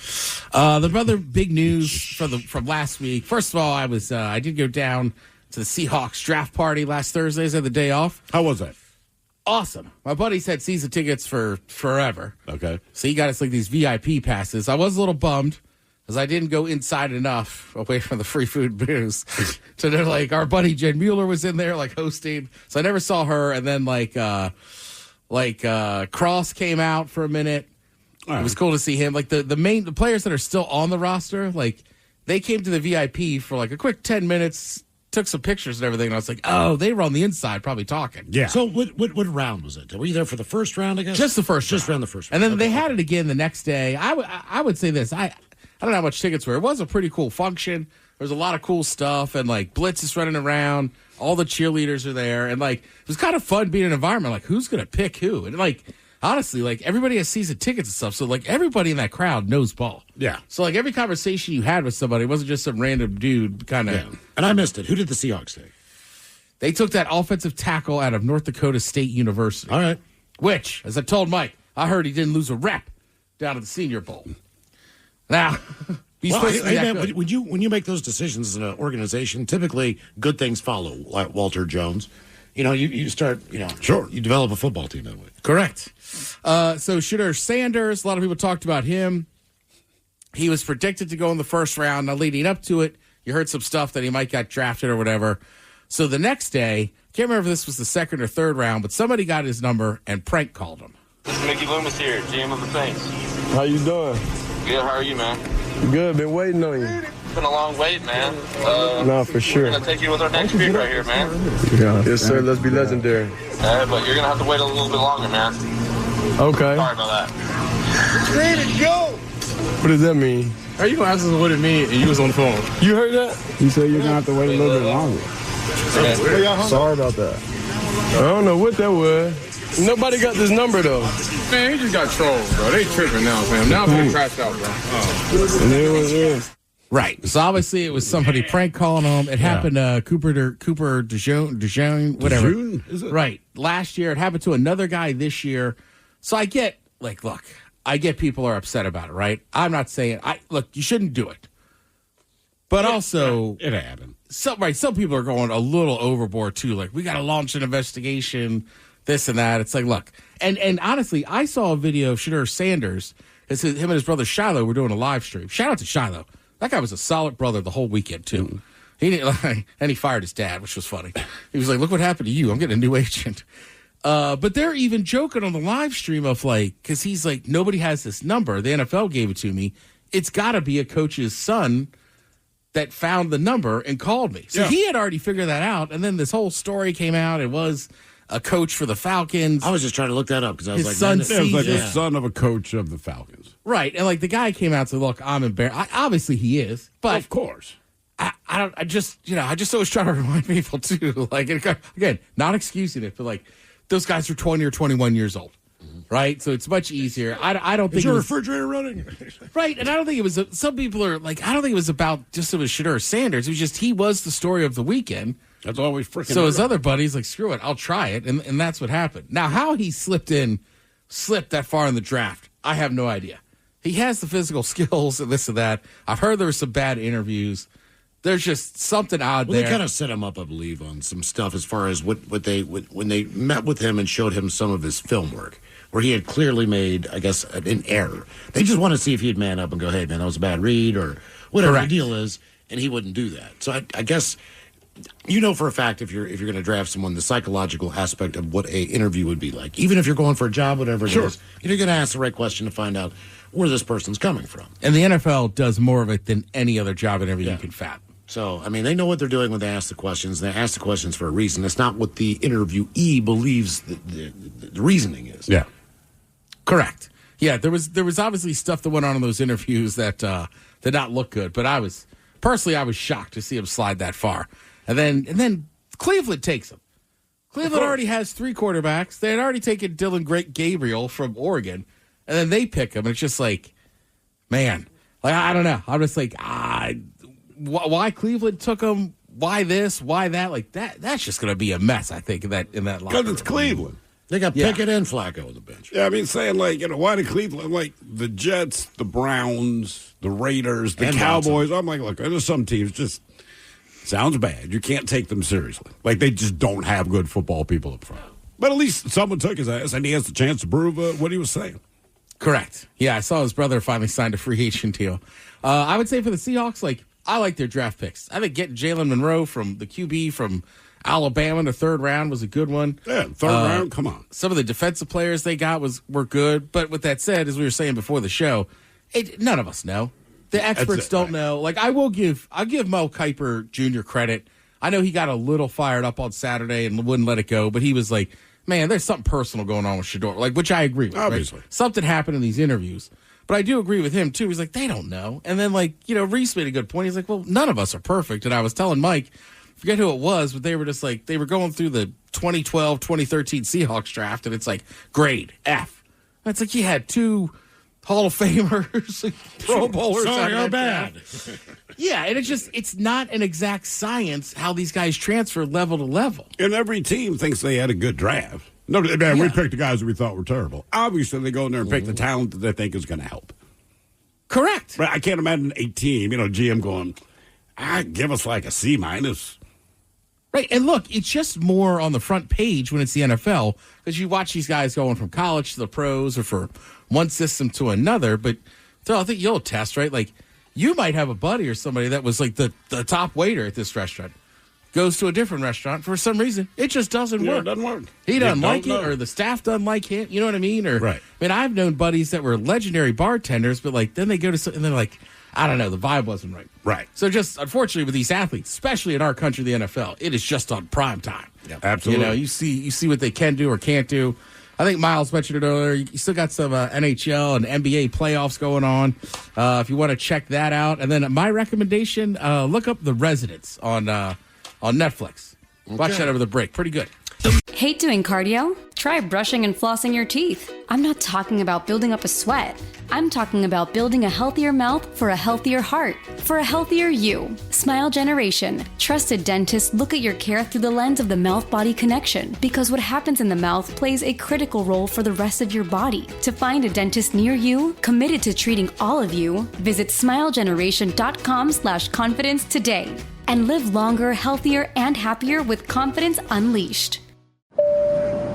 Ready to explore Europe the striped way? Then fly with Condor Airlines. With non-stop flights to Frankfurt, Germany, there are great connection options to several European cities. Whether it's the romantic streets of Paris or the stunning beaches of Barcelona, Condor will start your vacation and make it even more memorable by offering comfortable and spacious cabins where you can sit back, relax, and enjoy the flight. Fly the striped way. Visit condor.com today.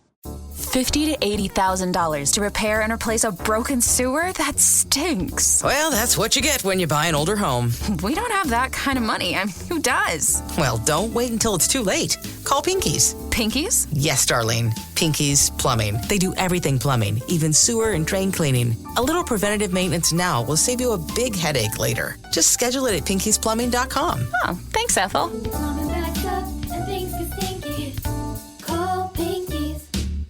Room returns with Miles and Thrill. Now, let's see what's happening in the real world. All right, here we go as we go down under where a wiener dog's 529 days of fun and freedom finally comes to an end.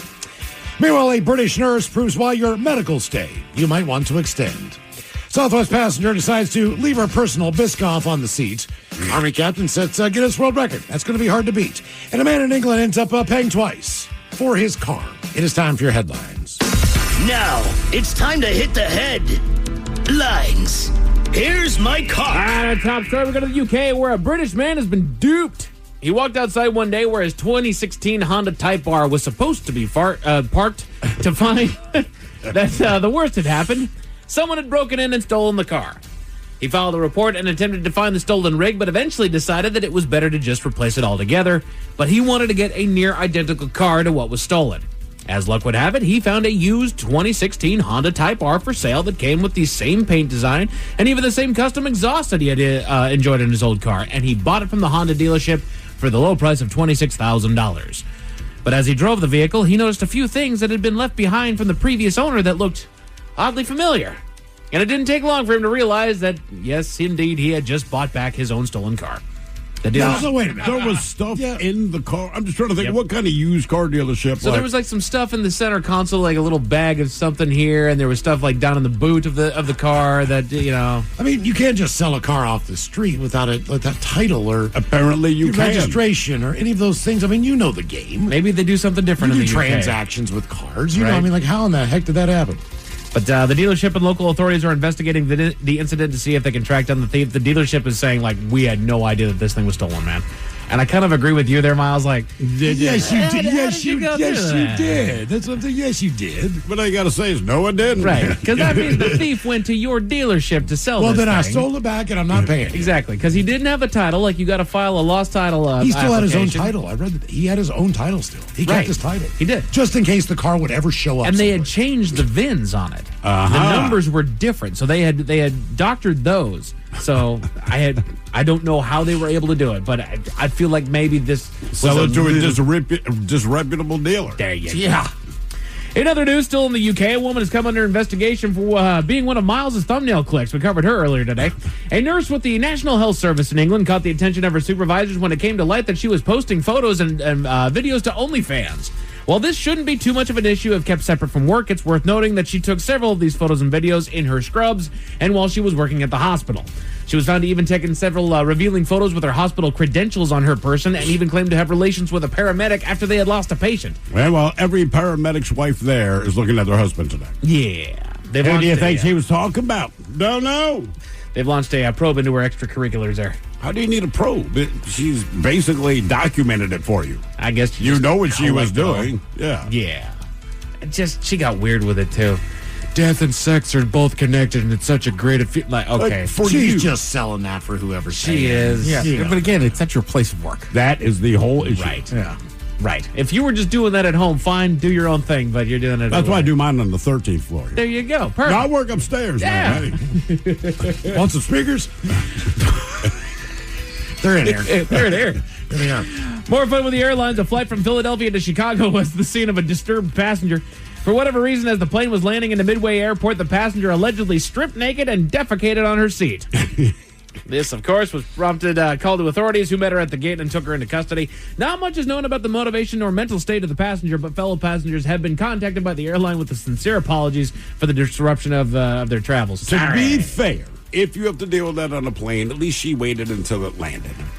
Yeah. You do it mid-flight, like, well, now you're going to delay the flight. We got to deal with this. So at least the plane's landed. Yeah, that's weird. Are you in a decent humor, though, if your plane is landing and the gal sitting next to you stands up, strips naked, and drops a hop? Drops a big old meaty chud right there on the duck. If she's next to me, no.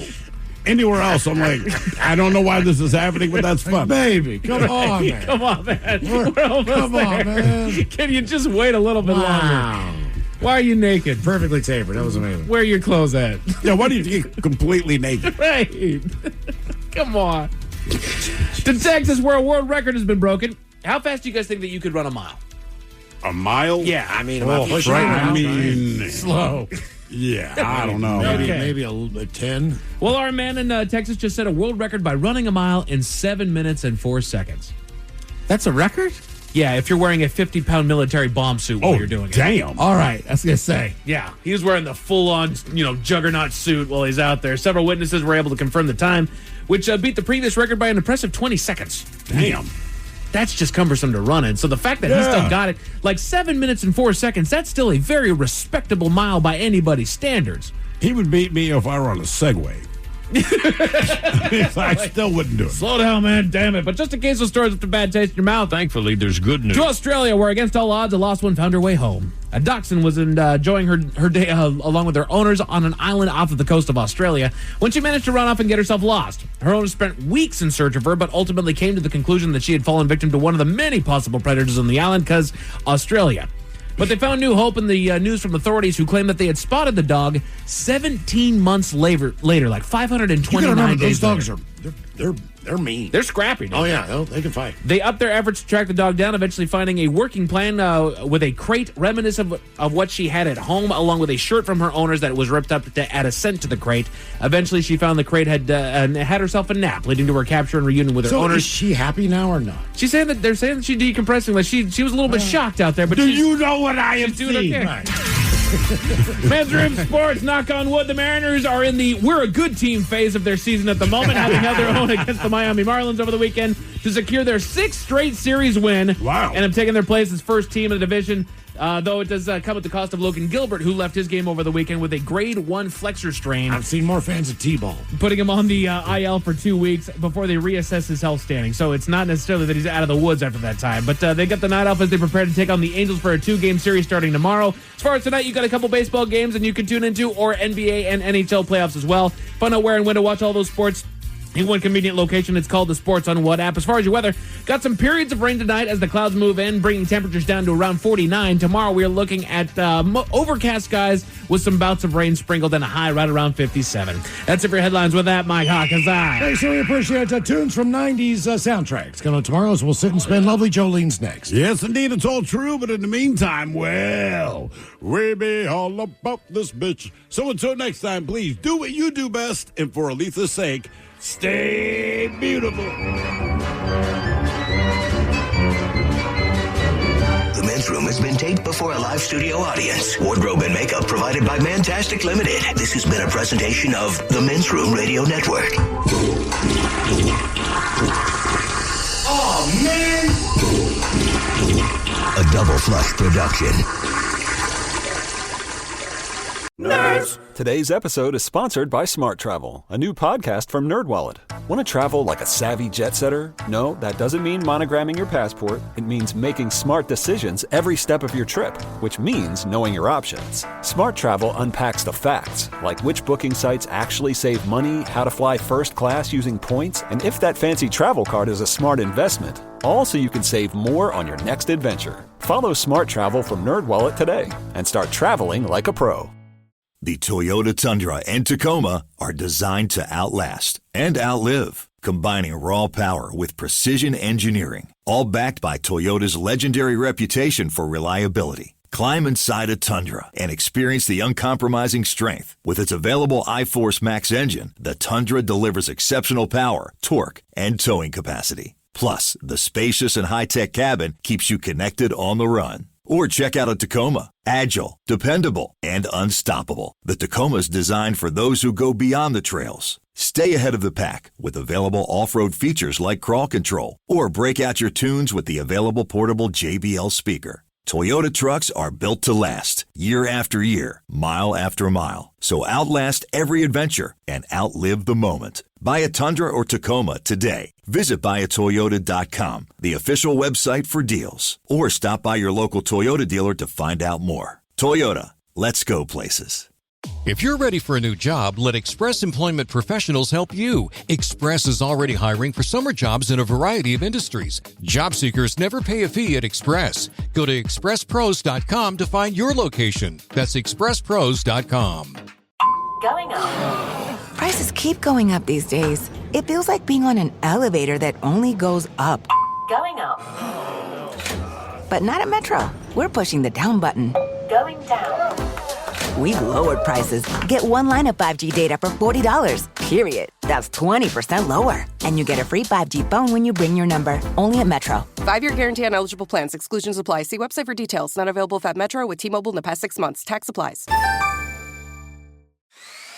Oh, this Bosch miter saw really is smooth. Feeling smooth. Who said that? It's your inner Bosch, baby. I'm that scoobity-bebop smooth feeling you get when you make smooth cuts with that moobity-mibbity-mibbity-mubbity miter saw. So I'll just keep ski-bop sawing then? Now you're getting it. Beep-bop-beat-up, wow, miter saw is my favorite. The more you Bosch, the more you feel like a